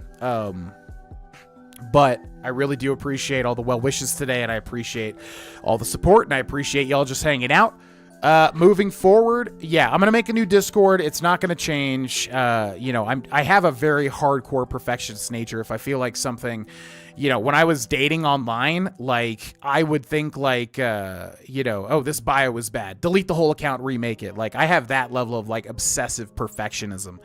So to me, it's like I have an obsession with like deleting and remaking stuff. It sucks. It's horrible. But anyways, point is, the next Discord I make, it's going to be, I'm not going to mess with it. It's going to be that, and it's going to be what it is. I'm just thinking about doing something that I may or may not do, which I'll talk about later. So anyways, Discord will be remade. Twitter, I'm thinking about maybe doing something else with it. I don't know.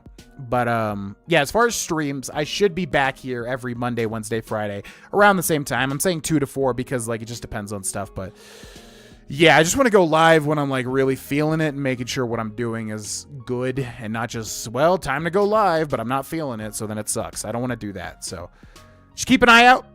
Follow the Twitter. You know, and yeah. We'll be back. We'll finish this. We'll probably finish Fallout 3 and then maybe do Baldur's Gate 3 or maybe whatever the best next step forward will be, you know. Oh, hell yeah. Appreciate it, Justo. Thank you very much, Hendrix fan.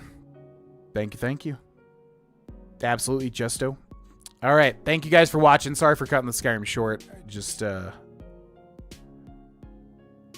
a bit of an impactful day for me, if I'm being honest. Just feeling a little talky. But yeah, we'll end here, and I should be back probably Friday, I would assume. Yeah, not going to stream tomorrow.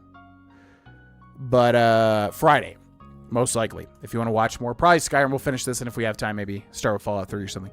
Anyways, thank you guys so much for hanging out. Thank you very much for the support. Thank you very much for just watching and bearing with me during this time of transition back to our full potential.